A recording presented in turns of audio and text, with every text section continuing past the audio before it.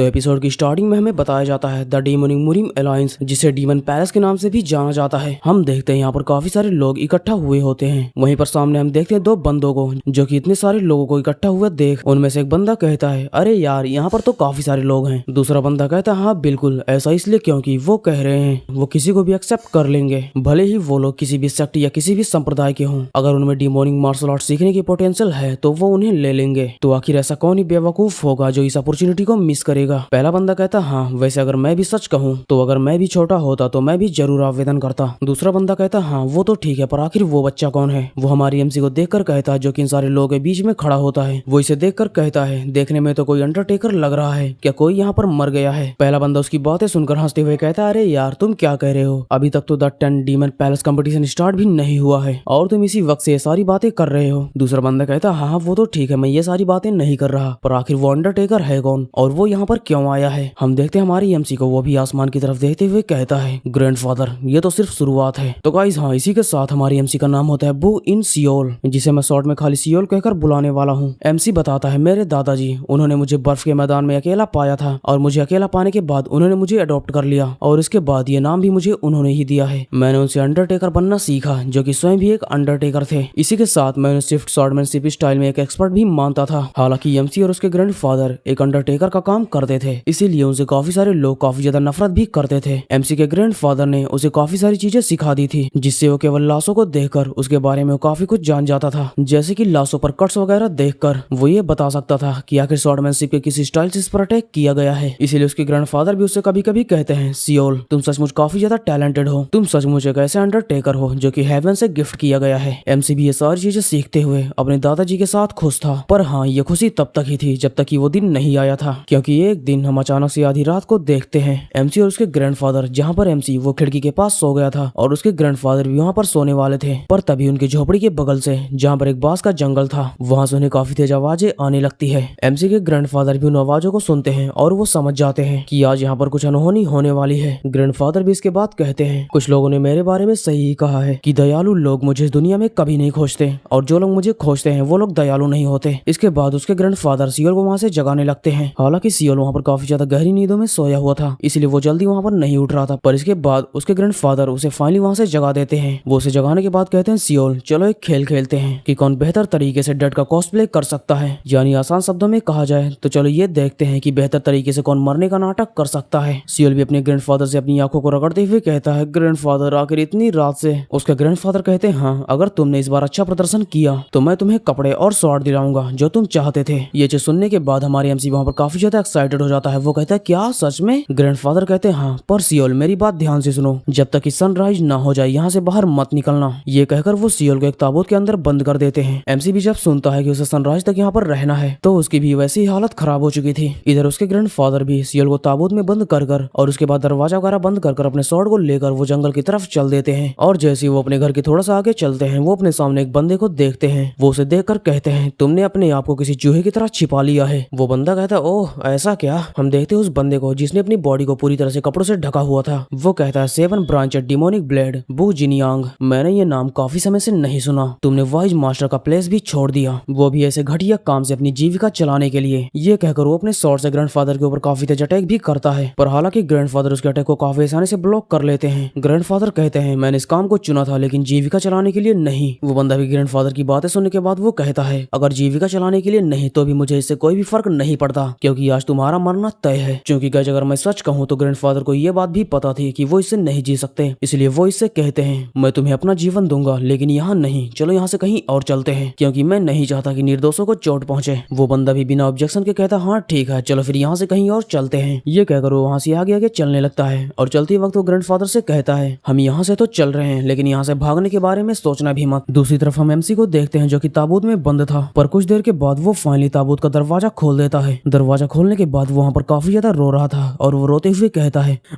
मैं इसे अब और नहीं कर सकता, मैं सचमुच यूनिफॉर्म और वो स्वॉर्ड चाहता हूँ लेकिन फिर भी मुझसे अब ये और नहीं करा जा रहा, क्योंकि यहाँ पर काफी ज्यादा ठंडक भी है। ये सारी चीजें कहते हुए जब वो दरवाजे की तरफ देखता है तब वो पाता कि दरवाजा थोड़ा सा टूटा हुआ था। वो भी टूटा हुआ दरवाजा देखकर वो भी थोड़ा सा शॉक हो गया था। वो कहता है, ग्रैंडफादर आखिर वो कहाँ चले गए? जब हम आमतौर पर खेलते हैं तो वो यहीं पर मेरा इंतजार करते हैं, क्या उन्हें फिर से इन फोर्सर्स ने दोबारा बुला लिया है? वो कमीने तो सचमुच वो हमें इंसान भी नहीं समझते। और ऐसा सिर्फ इसलिए क्योंकि हम एक अंडरटेकर्स हैं। ये सारी चीजें कहते हुए एमसी जब वो दरवाजा खोलकर बाहर निकलता है, तब जब वो अपने सामने देखता है तो वो देखकर वो काफी ज्यादा शॉक हो जाता है, क्योंकि वो पाता है उसके घर के सामने वहाँ पर कुछ दूर तक वहाँ पर जमीन वहाँ पर बुरी तरीके से दरारें पड़ी हुई थी। उन दरारों को देखकर एमसी भी समझ जाता है कि यहाँ पर जरूरी कुछ फाइट वगैरह हुई है और जरूर से ही यहाँ पर कुछ भसड़ मचा है। इसी कारण एमसी वहाँ पर थोड़ा भी टाइम वेस्ट किए वो जंगल की तरफ काफी तेजी से रन कर देता है और काफी से दौड़ने के बाद जब वो जंगल के अंदर फाइनली वो कुछ दूर तक पहुंचता है तो इसके बाद जो अपने सामने देखता है वो देखकर उसके पैरों तले जमीन खिसक जाती है, क्योंकि जब वो अपने सामने देखता है तो उसके दादाजी बिल्कुल मरने की हालत में पेड़ के सामने पड़े हुए थे और उनकी आंखों से काफी ज्यादा ब्लड वगैरह भी निकल रहा था। ये भी उन्हें देखकर तुरंत ही दौड़ती और चिल्लाती हुई कहता है ग्रैंडपा। और गाइस हाँ, इसी के साथ हम देखते हैं इसके ग्रैंडपा का हाथ भी कटा हुआ था। सियोल भी आकर अपने ग्रैंडपा के पास बैठ जाता है। वो काफी ज्यादा रोते हुए अपने ग्रैंडपा से कहता है ग्रैंडपा ये मैं हूँ सियोल, आखिर आपको क्या हुआ। उसके ग्रैंडपा भी इसके बाद जैसे तैसे कर वहाँ पर बोलते हैं। वो कहते हैं मुझे माफ कर देना, मुझे लगता है कि अब मेरे जाने का समय हो गया है। और हाँ सियोल, मेरी बात ध्यान से सुनो, अगर मैं मर जाऊं तो अंडरटेकर का काम जारी मत रखना। ये कहते हुए उसके ग्रैंडपा वहाँ पर काफी तेज खांस भी रहे थे। खांसते हुए हम देखते हैं उनके मुंह से ब्लड वगैरह भी निकल रहा था। ये देखकर सियोल भी कहता है ग्रैंडपा आप बोलना बंद कीजिए। ग्रैंडपा कहते हैं नहीं सियोल,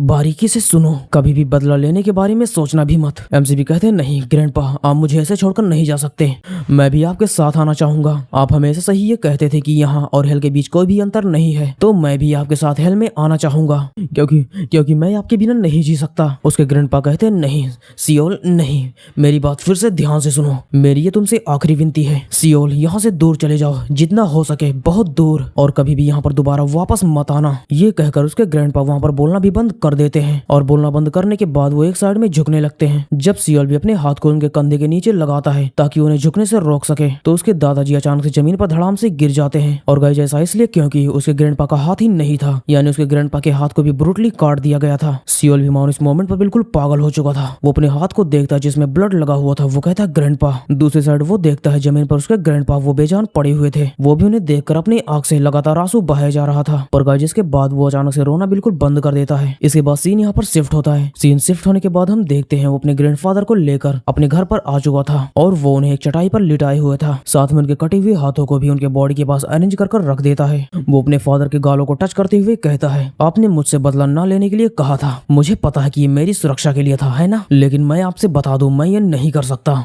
मैं आपकी बात बिल्कुल भी नहीं सुन सकता। इसके बाद सियोल भी वहाँ पर फुल डेविल मोड में आ चुका था। वो कहता है डेफिनेटली आपके आर्म को काटा गया है और आपकी भुजाओं को ऊपर से नीचे की तरफ काटा गया है, जो कि एक रेयर मूव है। सियोल आंखों को खोलता है। वो कहता है आपके आर्म्स को काटने के बाद उसने अपने मूव्स को बदल लिया ताकि वो आपकी आंखों में अपने नीडल्स को घोंप सके। इस तरीके की अजीब डिमोनिक टेक्निक ये सिर्फ एक ही जगह से पाई जा सकती है और वह द डिमोनिक पाथ केवल इसी तरह का टेक्निक का यूज कर इस तरह के घाव को बनाया जा सकता है। ये तियानजू का एक योगा टेक्निक है और इसी के साथ आपके पीठ पे टोटल 93 स्कार्स हैं, जो कि वेपन का यूज कर ये स्कार्स दिए गए हैं। यहाँ तक कि द स्काई या फुल फॉलिंग फ्लावर, अगर इस टेक्निक का यूज कर भी अटैक किया जाता तो भी ज्यादा से ज्यादा सिर्फ 66 निशान ही हो सकते थे। पर हालांकि निशान को देखकर ये भी नहीं लगता कि ये किसी की मदद से किया गया है, बल्कि एक स्पेशल टाइप की डिवाइस होती है जिसके मदद से एक साथ कई सारे हिडन वेपन्स को फायर किया जा सकता है। और इसके बाद अगर आपके जीभ को देखा जाए तो उसका भी रंग बदल गया है और ना कि सिर्फ जीभ का बल्कि आपके नाखूनों का भी रंग बदल गया है, जो कि देखकर ये साफ समझ में आता है कि एक पॉइजन का साइन है। और अगर इन सारे टेक्निक्स को देखा जाए तो ऐसे लोग ज्यादा नहीं है जो कि इन टेक्निक्स को जानते हैं। खैर ठीक है, मैं जरूर ही उन्हें ढूंढ लूंगा।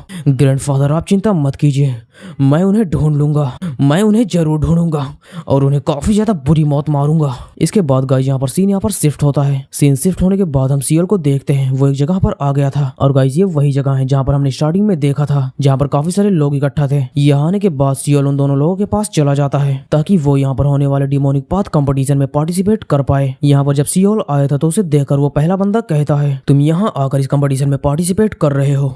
मुझे लगता है कि ये डीमन हॉल में इतने सारे लोगों को देखकर ये बिल्कुल ही घबरा गया होगा, क्योंकि इसे भी लगा होगा कि इतने सारे बॉडी की कॉन्ट्रैक्ट्स को कैसे संभालेगा। सियोल भी वहाँ पर खड़ा हुआ था और इनकी कोई भी बातों का जवाब भी नहीं दे रहा था। तभी वो बंदा दोबारा से चिल्लाते हुए कहता है अगर तुम यहाँ पर रजिस्टर पर मुहर नहीं लगाने वाले तो दिखावा करना बंद करो और अपने रास्ते पर वापस चले जाओ। पर गाइस इसके बाद एमसी इसका कोई भी जवाब तो नहीं देता है, पर वो अपने दांतों से अपने ही उंगली की चमड़ी को नोचने लगता है। ये करता देख वहाँ पर जो वो दोनों लोग खड़े थे वो लोग भी बिल्कुल शॉक हो जाते हैं। इधर एमसी भी अपने दांतों से अपनी चमड़ी को नोचकर उस रजिस्टर पर अपना अंगूठा लगा देता है। सियोल हमें बताता है जब से दादाजी की की मृत्यु हुई, मेरा जीवन पहले ही ढह गया है और इसलिए मेरे पास सिर्फ रिवेंज के रास्ते के अलावा और कोई भी रास्ता नहीं बचा है। हालांकि ये तो एक टूर्नामेंट है, लेकिन ये टूर्नामेंट होने के बावजूद ये मेरे रिवेंज का एक पहला कदम होगा। इसी के साथ हमें दो सेक्ट्स के बारे में बताया जाता है, जिसमें पहला था ऑर्थोडॉक्स और दूसरा था अनऑर्थोडॉक्स। ये दो ग्रेट फोर्सेस जो कि इस मार्शल वर्ल्ड पर रूल करते थे और इसी के साथ इनके बीच कई सालों से लगातार युद्ध जारी था। यहाँ पर ऑर्थोडॉक्स फैक्शन जिसे मार्शल अलायंस के द्वारा लीड किया जाता था, जो कि हमेशा न्याय के रास्ते पर चलता था। और अगर बात करें दूसरी तरफ द अनऑर्थोडॉक्स फैक्शन की, तो ये द डीमन हेवन ये इसके सिर्फ चारों तरफ रहता था और सिर्फ पावर की पूजा करता था। दोनों फोर्सेस ने लंबे समय तक संतुलन बनाए रखा, लेकिन अगर बात करें ऑर्थोडॉक्स तो वो इस गैप को और भी ज्यादा बढ़ाना चाहते थे, क्योंकि वो लोग नहीं चाहते थे कि ये लोग हमारे आसपास भी रहे। इसीलिए कुछ समय बाद द ऑर्थोडॉक्स फैक्शन इन्होंने टोटल अपने 18 जॉइंट सक्सेसर्स को रिप्रेजेंट किया। और जब ये चीज हुआ तो द डीमन हेवन ये लोग भी मार्शल अलायंस वालों से खतरा महसूस करने लगे। इसी कारण वो अपने पावर को और भी बढ़ाना चाहते थे और इसीलिए इन्होंने भी जरा भी देर किए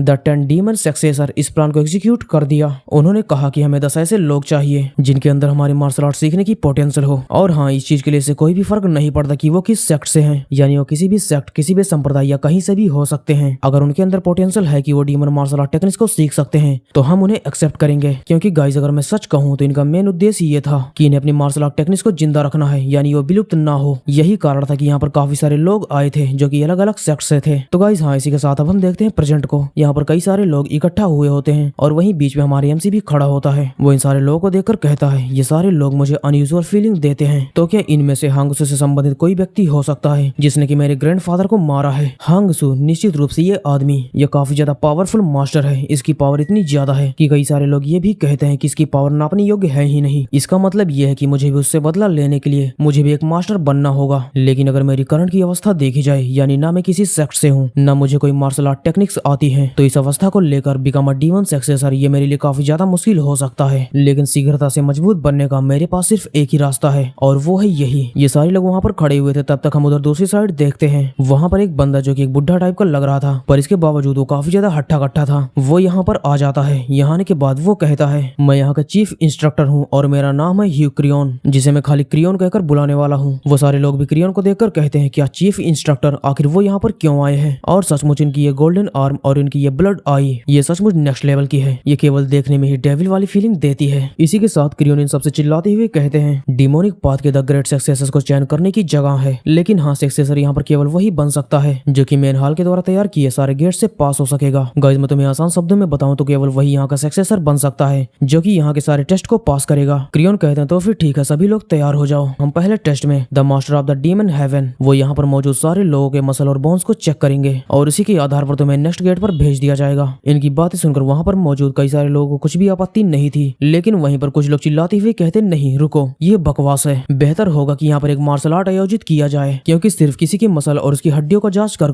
उसे नेक्स्ट गेट पर भेजना ये अनफेयर है। ये सारे लोग यहाँ पर ये सारी चीजें कह ही रहे थे। दूसरी तरफ हम देखते हैं डीमन हेवन के मास्टर आ जाते हैं जो कि लोगों को छाटना भी स्टार्ट कर देते हैं। वो वहाँ पर लोगों को छाटते वो कहते हैं, तुम इधर जाओ, तुम पास हो गए। यानी गाइज उन्हें जिस बंदे की हड्डियों और उनकी मसल्स में पोटेंशियल दिखता है वो उन्हें राइट स्वाइप कर देते हैं। यहाँ पर मसल और हड्डियों के बेस पर चूज किया जा रहा है, तो इस हिसाब से मैं खुद को कह सकता हूँ कि मैं राइट स्वाइप नहीं होने वाला, यानी मुझे चूज नहीं किया जाएगा। और गाइज होता भी यही है। हम देखते हैं मास्टर वो हमारी एमसी के पास आ जाता है और उसके कंधे पर अपना हाथ रखता है। जैसे वो उसके आर्म पर हाथ रखता है वो काफी ज्यादा शॉक हो जाता है। वो कहता नहीं, इसकी हड्डियां और इसकी मसल्स तो पूरी तरह से रियून्ड हो चुकी हैं। ये आश्चर्य की बात है क्योंकि इसके बाद भी इसने इस प्रतियोगिता में भाग लिया, लेकिन इसके बाद जब वो हमारी एमसी के फेस को देखता है तो एमसी भी इसे काफी डार्क निगाहों से देख रहा था और साथ में इसकी आंखें भी लाल लाल जल रही थी। ये देखकर वो मास्टर भी वहाँ पर काफी ज्यादा शॉक हो जाता है। वो भी इसे देखकर कहता, सचमुच ये तो एक किलिंग इंटेंट है। इसके बाद वो वहाँ से खांसते हुए कहता, फिर मैं तुम्हें नहीं जाने दे सकता। सीएल भी कहता, हाँ जैसा कि मुझे एक्सपेक्टेड था, मैंने आज तक सिर्फ एक ही चीज सीखा है और वो है क्रॉप्सिस को धोना। इसके अलावा मुझे किसी भी तरह का मार्शल आर्ट ट्रेनिंग वगैरह नहीं आती, तो ऐसा कोई भी रास्ता नहीं है जिससे मैं इस गेट से गुजर सकूं। लेकिन कुछ भी हो ये ऐसा खत्म नहीं हो सकता। दूसरी तरफ आगे से आवाज भी आती है कि पहला गेट समाप्त हो चुका है। ये सुनकर वहाँ पर बाकी के लोग जो कि सिलेक्टेड नहीं हुए थे उनमें से एक बंदा वो काफी जो चिल्लाते हुए कहता है, ये कैसे हो सकता है? अगर डीमन सक्सेसर को चूज सिर्फ उनकी हड्डियों और उनके मसल्स के बेस पर की जाती है तो आखिर यह कॉन्टेस्ट आयोजित करने की जरूरत ही क्या थी? ये पूरी तरह से अनफेयर है। क्रियोन में इसकी बात सुनने के बाद वो कहता हूँ, अनफेयर? मार्शल आर्ट सीखने के लिए जो सबसे महत्वपूर्ण चीज होती है वो है हड्डी और मांसपेशियां, और अगर आपके पास अच्छी मसल्स और हड्डियां ही नहीं होंगी तो आप बुनियादी टेस्ट को भी पास नहीं कर पाएंगे। और अगर जब आप बुनियादी टेस्ट को भी पार नहीं कर सकते तो आखिर आप फेयर और अनफेयर की बात कैसे कर सकते हैं? वो बंदा कहता, हाँ ये तो ठीक है, लेकिन कम से कम हमें एक मौका तो देना चाहिए। चाहिए। क्रियोन भी उसकी बातें सुनकर वो वहाँ पर थोड़ा सा गुस्सा हो जाते हैं। वो कहता है ठीक है, चिंता मत करो। सेकंड गेट पर कुछ ऐसे लोगों को भी चुना जाएगा जो कि कमजोर हड्डी और मसल्स के बावजूद उनमें मार्शल आर्ट में महारत हासिल करने की पोटेंशियल है। इनकी ये सारी चीजें कहने के साथ हम देखते हैं उस बंदे के ऊपर क्रियोन काफी ज्यादा प्रेशर डाल रहे थे, जो कि गाइस अगर मैं कहूँ तो वो सिर्फ एक बेसिक प्रेशर था। इसीलिए यहाँ पर हड्डी और मसल्स के बेस पर लोगों को चुना जा रहा था। क्रियोन भी उस पर कुछ देर प्रेशर डालने के बाद वो कहता है ठीक है, अब हम सेकंड गेट पर एंटर करेंगे। तो अब से मेरी बात ध्यान से सुनो, तुम सब एक दूसरे से आपस में लड़ोगे और यहाँ पर आपस में लड़ने और एक दूसरे को मारने के बाद जो बंदा लास्ट में सर्वाइव करेगा वही नेक्स्ट गेट तक जाएगा। इसकी बातें सुनकर कई सारे लोग वहाँ पर काफी ज्यादा शौक हो जाते हैं। वो कहते हैं क्या एक दूसरे को यहाँ पर मारना है, ये तो सचमुच यहाँ पर हैवानियत होगी। आखिर ये कोई टेस्ट है या मौत का खेल। अब हम उस बंदे को देखते हैं जिसने कि क्रियोन के साथ आर्ग्यू किया था। वो कहता है अगर बात ऐसी है तो फिर ठीक है। वो भी इन सारे लोगों को देखने के साथ अपने मन में सोचता है यहाँ पर रूल बिल्कुल सिंपल है, यहाँ पर मुझे सिर्फ इन सारे लोगों को बिना किसी हेसिटेशन के मारना है और लास्ट तक सर्वाइव करना है। और अगर मैं ऐसा कर देता हूँ तो मैं फाइनली नेक्स्ट गेट तक जाऊंगा। ये सारी चीजें कहते हुए अपने बगल में दो बंदों को देखता है जो कि उसके बगल में खड़े हुए थे। वो भी अपने हाथ में अपने स्फीयर को कसकर पकड़ता है और वो अटैक चार्ज करते हुए कहता तो फिर ठीक है, मैं शुरुआत तुमसे ही करूंगा। ये कहकर वो अपने स्फीयर को काफी तेजी से उनके साथ थ्रो कर देता है, जहाँ पर हम देखते हैं हमारा एमसी और उसके बगल में एक बंदा खड़ा होता है। हालांकि उस स्फीयर जाकर सीओल को न लगकर पहले उस बंदे को लगता है, जिससे वो बंदा वहीं पर गिर जाता है और तुरंत मर जाता है। सीओल भी उसे देखकर कहता सचमुच इसने उसे मार डाला और इसने बिल्कुल इस तरह निशाना साधा था कि उसका अटैक जाकर उसके पसलियों पर न लगकर सीधा उसके हार्ट पर लगे। और हुआ भी ऐसा, और ये निशाना साधने में भी बिल्कुल सफल रहा। इस बंदे की हड्डियां शायद से कमजोर हो सकती हैं, लेकिन इसके रिफ्लेक्सेस और इसकी एजिलिटी ये इम्प्रेसिव है। वो बंदा भी मरे हुए बंदे के बॉडी से अपने स्फीयर को निकालते हुए काफी ज्यादा स्माइल करते हुए कहता है हाँ, जो भी बंदा नेक्स्ट गेट पर जाना चाहता है वो मेरे पास आ जाए, मैं उसे जल्दी से नेक्स्ट गेट पर भेज दूंगा। क्रियोन भी इस बंदे को देखकर कहते हैं इसका अटैक स्पीड और इसका रिफ्लेक्सेस ये काफी ज्यादा फास्ट है, लेकिन अगर ओवरऑल देखा जाए तो ये बेवकूफ है। और जैसा कि मुझे उम्मीद थी, यहाँ पर जितने भी लोग हैं वो सारे ट्रैश हैं। उनके बगल में जो दूसरा मास्टर खड़ा होता है वो भी कहता है हाँ सचमुच यहाँ पर जितने भी लोग हैं वो सारे ट्रैश हैं। इस तरह से लड़ाई में दिखाना कि आप एक खतरनाक खतरा है तो सारे लोग मिलकर पहले आप ही को निशाना बनाएंगे। और गाइस इसके बाद हम देखते हैं होता भी यही है। एक बंदा काफी ज्यादा स्पीड से आकर अपने शॉट से उसके ऊपर अटैक कर देता है, जिससे उसका काम वहीं पर खत्म हो जाता है। उस बंदे के मारने के बाद दूसरा बंदा उसके भी पेट में छुरा घोंप देता है। क्रियोन भी इन सारे लोगों को देखकर कहते हैं ये जिस तरह से फाइट कर रहे हैं ऐसा लग रहा है कि ये बिल्कुल पागल हो चुके हैं, मानो डेथ ऑफ फियर ने इन्हें बिल्कुल ही पैरालाइज कर दिया है। और हाँ, यही कारण होता कि कई सारे लोग डेथ ऑफ फियर के कारण फाइट में अपना पूरा होश हवास खो देते हैं। पर इस बैटल ग्राउंड में नरसंहार के बीच जब उनकी नजर दो बंदों पर जाती है तो वो उसे देखकर थोड़ा सा शॉक हो जाते हैं। वो कहते हैं हाँ, मुझे लगता है कि इस बैटल ग्राउंड में जितने भी लोग हैं वो सारे मूर्ख नहीं है, क्योंकि गाइस वो देखते हैं एक बंदा और हमारा यमसी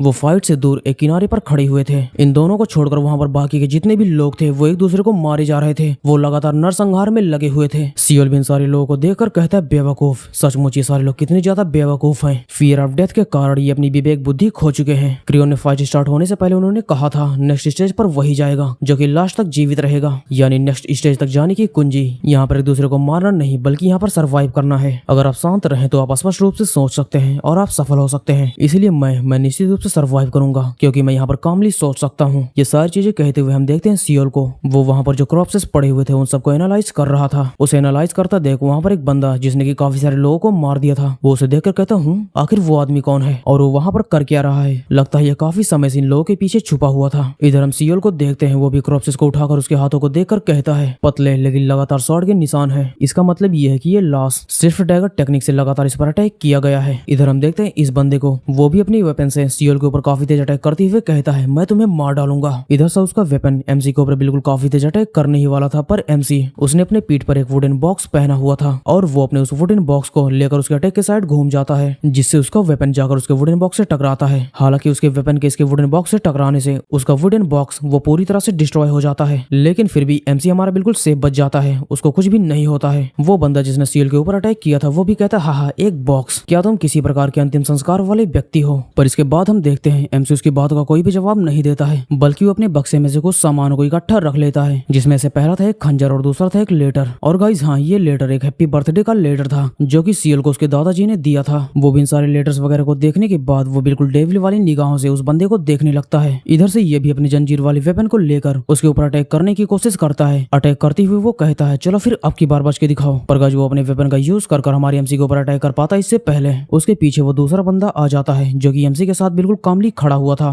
जब सभी लोग फाइट कर रहे थे वो अपने स्वॉर्ड का यूज कर इस बंदे के पीठ को ही फाड़ देता है। पीठ फटने के बाद वो भी तुरंत जमीन पर गिर जाता है और तुरंत ही मर जाता है। उसे मारने के बाद वो बंदा सीएल से कहता है मदद करने के लिए मुझे धन्यवाद कहने देने की आवश्यकता नहीं है, क्योंकि इसके बाद मैं तुम्हें भी मारने वाला हूँ। हालांकि सियोल उसकी बातों को सुनकर उसका कोई भी जवाब नहीं देता है। ये बंदा फिर से सियोल से कहता है, तुम्हें क्या लगता है कि तुम क्या कर रहे हो? अगर मैं तुम्हें चाहूँ तो अभी और इसी वक्त तुम्हारे टुकड़े कर सकता हूँ। वो ये सारी चीजें कह ही रहा था, तभी पीछे से एक बंदा उसके ऊपर अटैक करने के लिए काफी तेजी से जंप करता है। पर गाइस खैर उसका अटैक सक्सेसफुल हो पाता इससे पहले हवा में ही ये बंदा अपने स्वॉर्ड को पीछे घुमाता है और उस बंदे के टुकड़े कर देता है। इसके इस तरह के स्वॉर्ड स्टाइल को देखकर क्रियोन भी कहते हैं, आखिर वो बंदा कौन है जो कि मुख हियोन के लेगेसी को आगे बढ़ा रहा है। गाइस मुख हियोन वो भी अपने समय में काफी ज्यादा पावरफुल स्वॉर्ड मैन था। पीछे से हाल मास्टर वो भी क्रियोन से कहता है उस बंदे का नाम न्यूंग है, और जहाँ तक मुझे पता है ये बंदा इसे गहरे पहाड़ों में मुख हियोन के द्वारा छोड़ी गई एक स्वॉर्ड और एक मैनुअल मिली थी। हालांकि मैनुअल को उसने खुद से ही सीखा है, लेकिन फिर भी अगर फिलहाल में देखा जाए तो वो मुख हियोन का एकमात्र डिसाइपल माना जा सकता है। हालांकि अगर देखा जाए तो इसका फाउंडेशन वो डीमन सक्सेसर बनने के लिए इनफ स्ट्रॉन्ग नहीं है, लेकिन फिर भी हम मुख हियोन के स्वॉर्डमैनशिप को अंडर एस्टिमेट नहीं कर सकते। इसीलिए मुझे संदेह है कि वो जीत सकता है। क्रियोन कहते हाँ, हमने जिन लोगों को आगे भेजा है मुझे उनके बारे में तो नहीं पता, लेकिन अभी फिलहाल इस ग्राउंड में जितने भी लोग मौजूद हैं तो इस ग्राउंड में इससे ज्यादा पावरफुल बंदा मुझे तो नहीं दिखता। हाल मास्टर कहता हाँ आप सही हैं, मुझे इस बैटल ग्राउंड में इससे ज्यादा पावरफुल बंदा कोई भी नहीं दिखता। पर गाइस खैर जैसा कि इन्हें बिल्कुल भी उम्मीद नहीं था, हमारा एमसी इनकी उम्मीदों पर मूतने वाला है। वो भी इस बंदे के द्वारा मारे जाने वाले सारे लाशों को ध्यान से देख रहा था। इधर से यह बंदा भी कहता जैसा कि मुझे एक्सपेक्टेड था, अब सिर्फ लाश तुम ही बचे हो, तो अगर अब मैं तुम्हें मार डालूं तो मैं द 10 डिमोनिक सेक्ट कैंडिडेट में चुना जाऊंगा। सियोल भी इसे देखकर अपने मन में सोचता निश्चित रूप से ये व्यक्ति काफी ज्यादा स्ट्रांग है, पर खैर मैंने इसकी कमजोरी पहले ही ढूंढ ली है। ये कहकर सियोल भी अपने खंजर को लेकर बिल्कुल उसके सामने खड़ा हो जाता है। ये देखकर वो बंदा भी कहता चलो फिर देखते कि तुम्हारे पास क्या है। ये कहकर वो सियोल के ऊपर अटैक करने के लिए काफी सारे स्लैशेस मारता है। हालांकि सियोल भी उसके स्लैशेस को काफी आसानी से ब्लॉक और डॉज भी कर रहा था, पर इसके बाद भी उसकी कुछ स्लैशेस अगर सियोल के बॉडी पर लग रही थी। ये भी उसके ऊपर लगातार अटैक करते हुए और काफी ज्यादा स्माइल करते हुए कहता हाँ तुम सिर्फ इसे डॉज कर रहे हो, वो भी पूरी तरह से नहीं, ये सिर्फ एक चमत्कार है कि तुम अंत तक टिके रहे। क्रियोन भी जब अब हमारी एमसी को ध्यान से नोटिस करते हैं तो वो कहते हैं कि पहली नजर में देखने में तो ऐसा लग रहा था कि ये बहुत ही ज्यादा परेशान है, लेकिन अगर हम इसे ध्यान से देखें तो वो उसके हर अटैक के बाद अपने बॉडी को थोड़ा सा मोड़ता है ताकि वो उसके खतरनाक अटैक से बच सके।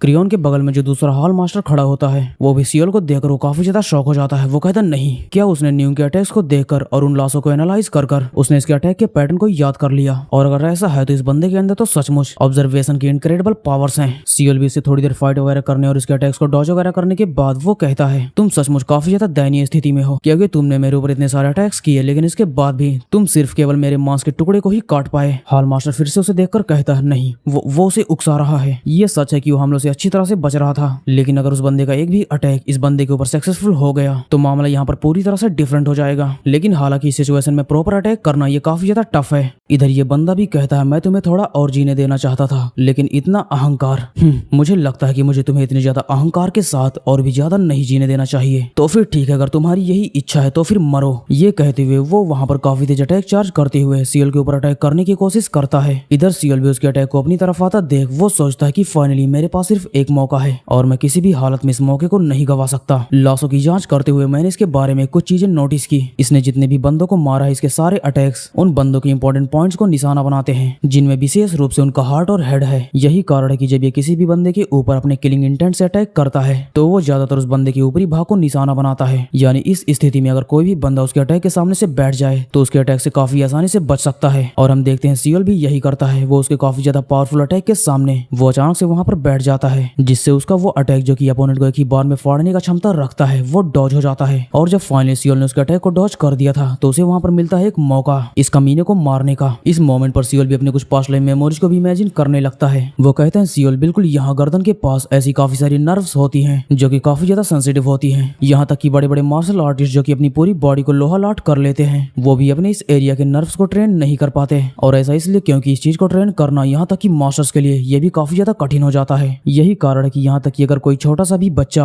अपनी पूरी ताकत से किसी भी मास्टर के इस पार्ट पर अटैक कर दे तो अटैक होने के बाद यहाँ के सेंसिटिव नर्व्स वो पूरी तरह से डिस्ट्रॉय हो जाएंगे। यानी आसान शब्दों में कहा जाए तो अटैक करने के बाद अपोनेंट का बचना ये काफी ज्यादा मुश्किल हो सकता है। और गाइस हम देखते हैं सियोल को भी इस मोमेंट पर वही मौका मिला था और वो भी वही करता है। वो भी अपने स्वॉर्ड को लेकर सीधा उस बंदे के गर्दन के आर पार कर देता है, जिससे उस बंदे का वो नर्व वो पूरी तरह से डिस्ट्रॉय हो जाता है। और डिस्ट्रॉय होने के बाद वो बंदा धड़ाम से वहीं जमीन पर गिर जाता है और वो तुरंत ही वहां पर मर जाता है। और अब इसे मारने के बाद सियोल फाइनली इस पूरे बैटल ग्राउंड में वो लास्ट पर्सन बचा था जो कि आखिरी तक सर्वाइव कर गया था। क्रियोन और हाल मास्टर वो भी एमसी को देखकर वहां पर काफी ज्यादा सरप्राइज थे, क्योंकि उन्होंने बिल्कुल भी एक्सपेक्ट नहीं किया था कि ये बंदा ये लास्ट तक टिक सकता है। इसी कारण क्रियोन भी उसके बाद वहां पर चिल्लाते हुए कहते हैं तो फिर फाइनली तुम यानी सियोल जो कि ब्लेजिंग सन सेक्ट से आता है, तुम वो आखिरी पर्सन बने हो जिसने कि इस पूरे बैटल ग्राउंड में लास्ट तक सरवाइव किया है। इसी कारण तुम इस टेस्ट को पास करते हो और नेक्स्ट टेस्ट की तरफ जाते हो। इधर ये सारी चीजें हो रही थी, दूसरी तरफ हम सियोल को देखते हैं, उसका भी यहाँ पर काफी ज्यादा ब्लड लॉस हो गया था। इसी कारण उसे यहाँ पर हेलुसिनेशन भी होने लगता है। वो हेलुसिनेशन के बीच अपने ग्रैंडफादर को भी इमेजिन करने लगता है। उसके ग्रैंडफादर उसे कहते हैं सियोल तुम कहाँ हो। सियोल भी अपने ग्रैंडफादर को देखकर वो काफी ज्यादा एक्साइटेड हो गया था। वो कहता है ग्रैंडफादर मैं यहाँ हूँ। हम देखते हैं उसके ग्रैंडपा जो कि दूसरी तरफ अपना सर कर खड़े हुए थे।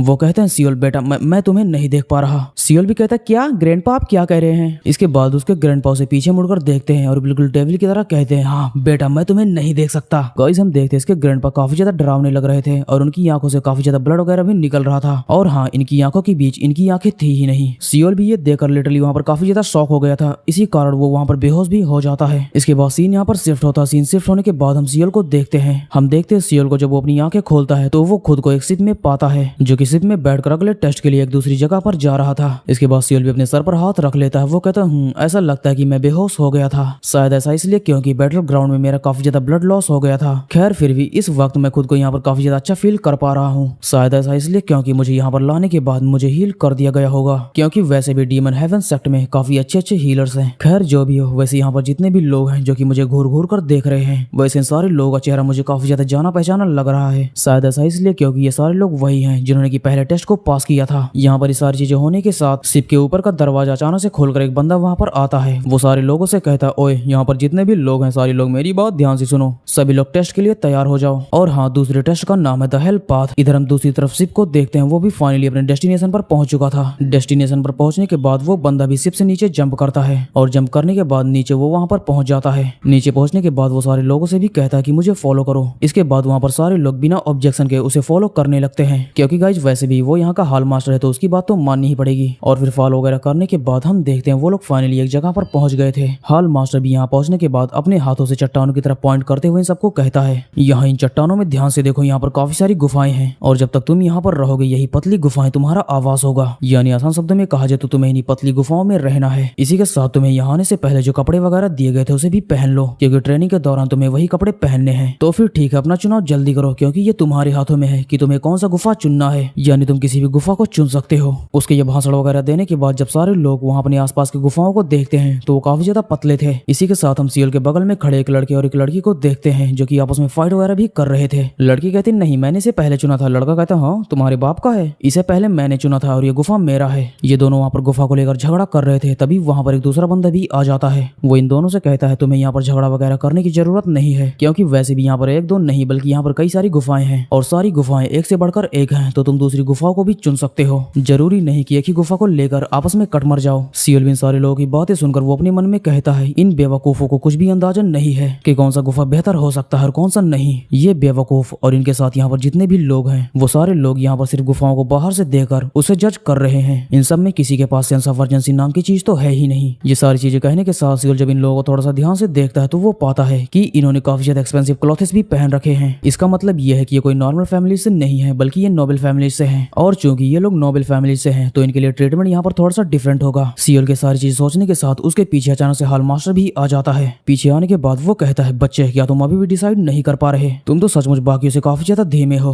और हाँ यहाँ पर टाल मटोल करने का समय नहीं है, चलो फिर जल्दी से गुफा को चुनो। इसके बाद सियोल भी पीछे मुड़कर उसे देखता है तो हाल मास्टर भी उसे देखकर कहता ओह सियोल ये तो तुम हो। खैर वैसे तुमने पहले टेस्ट में काफी अच्छा परफॉर्म किया था और यही कारण है कि तुम यहाँ पर यानी सेकंड टेस्ट तक आ पाए हो, इसीलिए मुझे तुम्हारे चुनाव को देखकर काफी ज्यादा आश्चर्य होगा कि तुम कौन सा चूज करते हो, क्योंकि तुम्हारा चुनाव यहाँ पर काफी ज्यादा इंपॉर्टेंस रखता है। तो मुझे उम्मीद है कि तुम कुछ अच्छा ही चुनोगे। सियोल भी इसके बाद अपनी उंगली को उठाता है और वो एक जगह पर पॉइंट करते हुए कहता है तो फिर ठीक है मैं उसे चुनूंगा। हम देखते हैं उसने अपनी उंगली से जिस जगह पर पॉइंट किया था वो गुफा वहाँ पर काफी ज्यादा गंदा था और वो काफी ज्यादा गंदा होने के साथ वो नॉर्मल गुफाओं से काफी ज्यादा पतला भी था। और गाइस हाँ पतला होने के साथ उस गुफा में से अजीब सा फ्लूइड भी निकल रहा था। हाल मास्टर भी जब इसके चुनाव को देखता है तो वो भी अपने मन में सोचने लगता है। वो कहता है सचमुच ये बंदा बाकियों से काफी ज्यादा डिफरेंट है। जहाँ पर दूसरे लोग इस छोटी और गंदी सी गुफा को पहले ही नजर में डिनाई कर देंगे, वहीं दूसरी तरफ इस लड़के ने इस जगह को चुना है। देखने में यह गुफा बाहर से काफी ज्यादा गंदा और पतला लग सकता है, लेकिन ये तो सिर्फ इसका एंट्रेंस है, क्योंकि ऐसे गुफाओं के अंदर ट्रेनिंग करने के लिए भी काफी ज्यादा पर्याप्त जगह होती है और इसी के साथ इसका एंट्रेंस काफी ज्यादा पतला होने के कारण इस पर घात लगाकर किए जाने वाले हमलों से ये बचाता है, जो कि गाइस ऑब्वियस सी बात है। इसके बाद हाल मास्टर भी वहाँ से जाने लगता है और वो जाते वक्त सियोल से कहता है तो फिर ठीक है चलो अब जल्दी से तैयारी में लग जाओ। इसके इसके बाद सीन यहाँ पर शिफ्ट होता है। सीन शिफ्ट होने के बाद हम सारे लोगों को देखते हैं जो कि आकर एक जगह पर खड़े हुए थे। यहाँ पर हाल मास्टर भी खड़ा हुआ था। वो कहता है मैं तुम सभी लोगों को समझाऊंगा कि तुम्हें यहाँ पर क्या करना है। तो देखो इस जगह पर टोटल 10 मार्शल हॉल्स हैं और सारी मार्शल हॉल्स एक दूसरे से डिफरेंट है। यानी आप अलग अलग मार्शल हॉल में अलग अलग टाइप के मार्शल आर्ट्स को सीख सकते हैं जो कि टोटल 10 टाइप की होती है। हालांकि अगर आपको लगता है कि आप सिर्फ एक को नहीं बल्कि उन सारे मार्शल आर्ट्स को सीख सकते हैं तो यहाँ पर कोई भी लिमिटेशंस नहीं है। अगर आपके अंदर पोटेंशियल है और अगर आपको लगता है कि मैं सीख सकता हूँ तो चुनाव तुम्हारा है। इसी के साथ तुम जिन टेक्निक्स को सीखते हो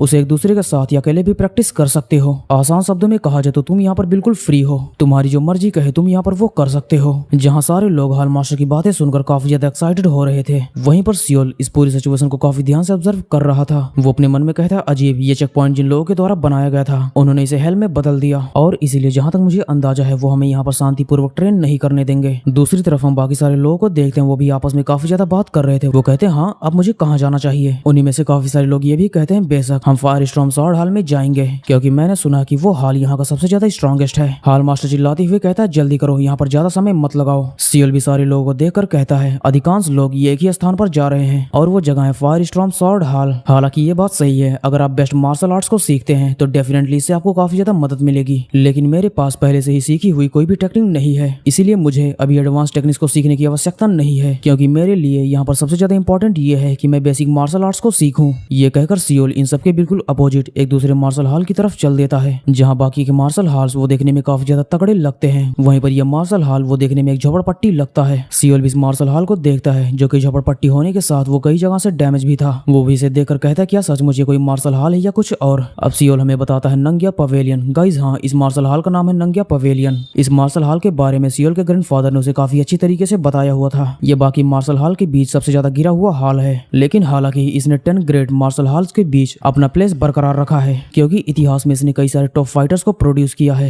यही कारण है कि इसे अभी भी 10 ग्रेट मार्शल हॉल्स के बीच गिना जाता है। सियोल हमें ये सारी चीजें बता रहा था तभी अचानक से उसके सामने एक बंदा जो कि जमीन के अंदर से अपना सर बाहर निकालता है। और गाइस हाँ, यही बंदा इस नंग्या पवेलियन का सिगरेट हॉल मास्टर है जिसका नाम होता है साउ। वो सियोल के सामने काफी ज्यादा अचानक से अपेयर हुआ था, इसी कारण सियोल भी वहाँ पर थोड़ा सा घबरा गया था। पर चूंकि उसके ग्रैंडफादर ने उसे पहले से ही काफी सारी चीजें बताई हुई थी इसी कारण उसे समझ में आ जाता है कि ये बंदा यहाँ का हॉल मास्टर है। इसीलिए वो हॉल मास्टर को ग्रीटिंग देते हुए कहता है मैं नंग्या पवेलियन में मार्शल आर्ट सीखने के लिए आया हूँ। हॉल मास्टर भी इसे ऊपर से नीचे काफी ध्यान से देखता है और काफी ध्यान से देखने के बाद वो कहता है इससे पहले कि तुम अपने ऊपर मौत ला दो यहाँ से वापस चले जाओ। मेरा तुम्हें मार्शल आर्ट सिखाने का कोई भी इरादा नहीं है, विशेषकर तुम जैसे एक नाजुक व्यक्ति के लिए। सियोल कहता है पर मैंने तो ये सुना था कि नंग्या पवेलियन में अगर कोई भी बंदा मार्शल आर्ट में निपुणता प्राप्त कर ले तो वो व्यक्ति इस दुनिया का सबसे ज्यादा पावरफुल व्यक्ति बन सकता है। हॉल मास्टर भी जमीन में और भी नीचे समाते हुए कहता हाँ वैसे तुम एक लुप्त होती हुई मार्शल आर्ट के बारे में काफी कुछ जानते हो, लेकिन सिर्फ किसी भी मार्शल आर्ट के बारे में जानना ये काफी नहीं होता है क्योंकि इस मार्शल आर्ट में यहाँ तक कि कई सारे टैलेंटेड लोग वो भी महारत नहीं हासिल कर पाए। हमारी टेक्निक्स बॉडी के रिमॉडलिंग से स्टार्ट होती हैं और तुम्हारे करंट कंडीशन को ये देखकर लगता है कि तुम एक से ज्यादा दिन नहीं टिक पाओगे, यानी एक से ही कम दिन में तुम मर जाओगे। और अगर मेरी बात तुम्हें यहाँ पर समझ में आ गई तो यहाँ से चले जाओ। पर खैर इनके पूरे भाषण को सुनने के बाद सियोल वहीं जमीन पर इनके सामने अपने सर को रखकर झुक जाता है।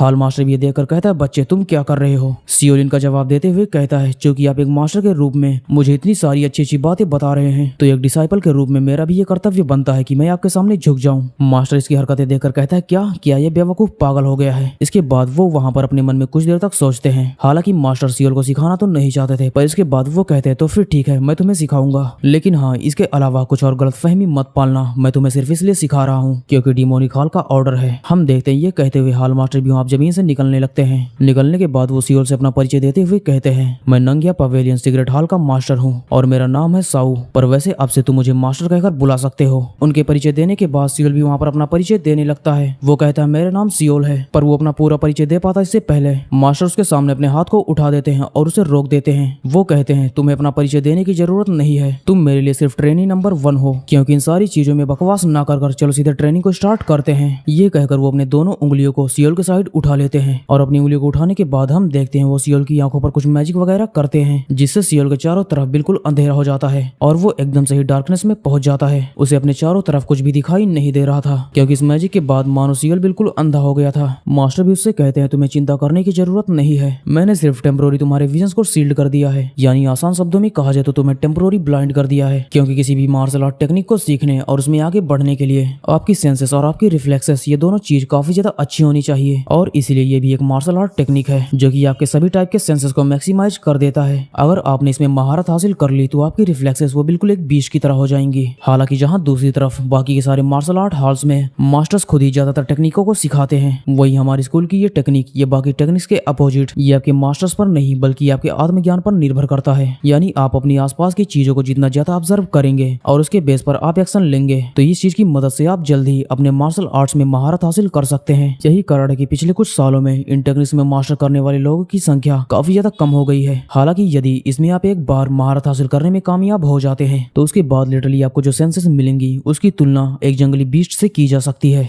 पर खैर अधिकांश लोग उस दूरी पर पहुंचने से पहले ही मर जाते हैं। तुम्हें अंधे होने की आदत डालने में लगभग आधा घंटा लगना चाहिए। खैर तब तक तुम यहाँ पर अंधे होने की आदत डालो, मैं कुछ देर बाद वापस आऊंगा। ये कहने के बाद मास्टर वहाँ से चले जाते हैं। उनके वहाँ से जाने के बाद सियोल भी अपने मन में कहता है, मास्टर ने कहा है कि जब आप अपने विजन्स को खो देते हैं तो आपकी सेंसेस वो काफी ज्यादा मैक्सिमाइज हो जाती हैं, लेकिन अभी तक मुझे कुछ भी ऐसा फील नहीं हो रहा। उन्होंने कहा है कि इसे अडॉप्ट करने पर आमतौर पर आधा घंटा लगता है, पर खैर मेरे पास इतना समय नहीं है, मुझे जितनी जल्दी हो सके इसकी आदत डालनी होगी। ये सारी चीजें कहने के साथ हम सियोल को देखते हैं जो कि खुद को इस ब्लाइंडनेस की अवस्था पर खुद को अनुकूलित करने पर लगा हुआ था, और इसे अनुकूलित करने के साथ जब वो इधर उधर आगे बढ़ रहा था तो वो काफी सारी जगहों पर गिर भी रहा था, लेकिन वो गिरने के बाद फिर से उठता क्योंकि उसे ये बात पता थी कि एक समय यहाँ पर आएगा जब मार्शल आर्टिस्ट एक दूसरे को ही निशाना बनाने लगेंगे। इसीलिए सियोल इस ब्लाइंडनेस की अवस्था में इमेजिनरी अपोनेंट्स को भी इमेजिन करने लगता है। उन्हें इमेजिन करने के साथ ही उनके इमेजिनरी अटैक से भी बचने की कोशिश करता। इसी कारण हम देखते हैं सियोल काफी सारी जगहों पर गिर भी रहा था, लेकिन वो गिरने के बाद सोचता है कि अगर मैं हमेशा ऐसे ही गिरता रहूंगा,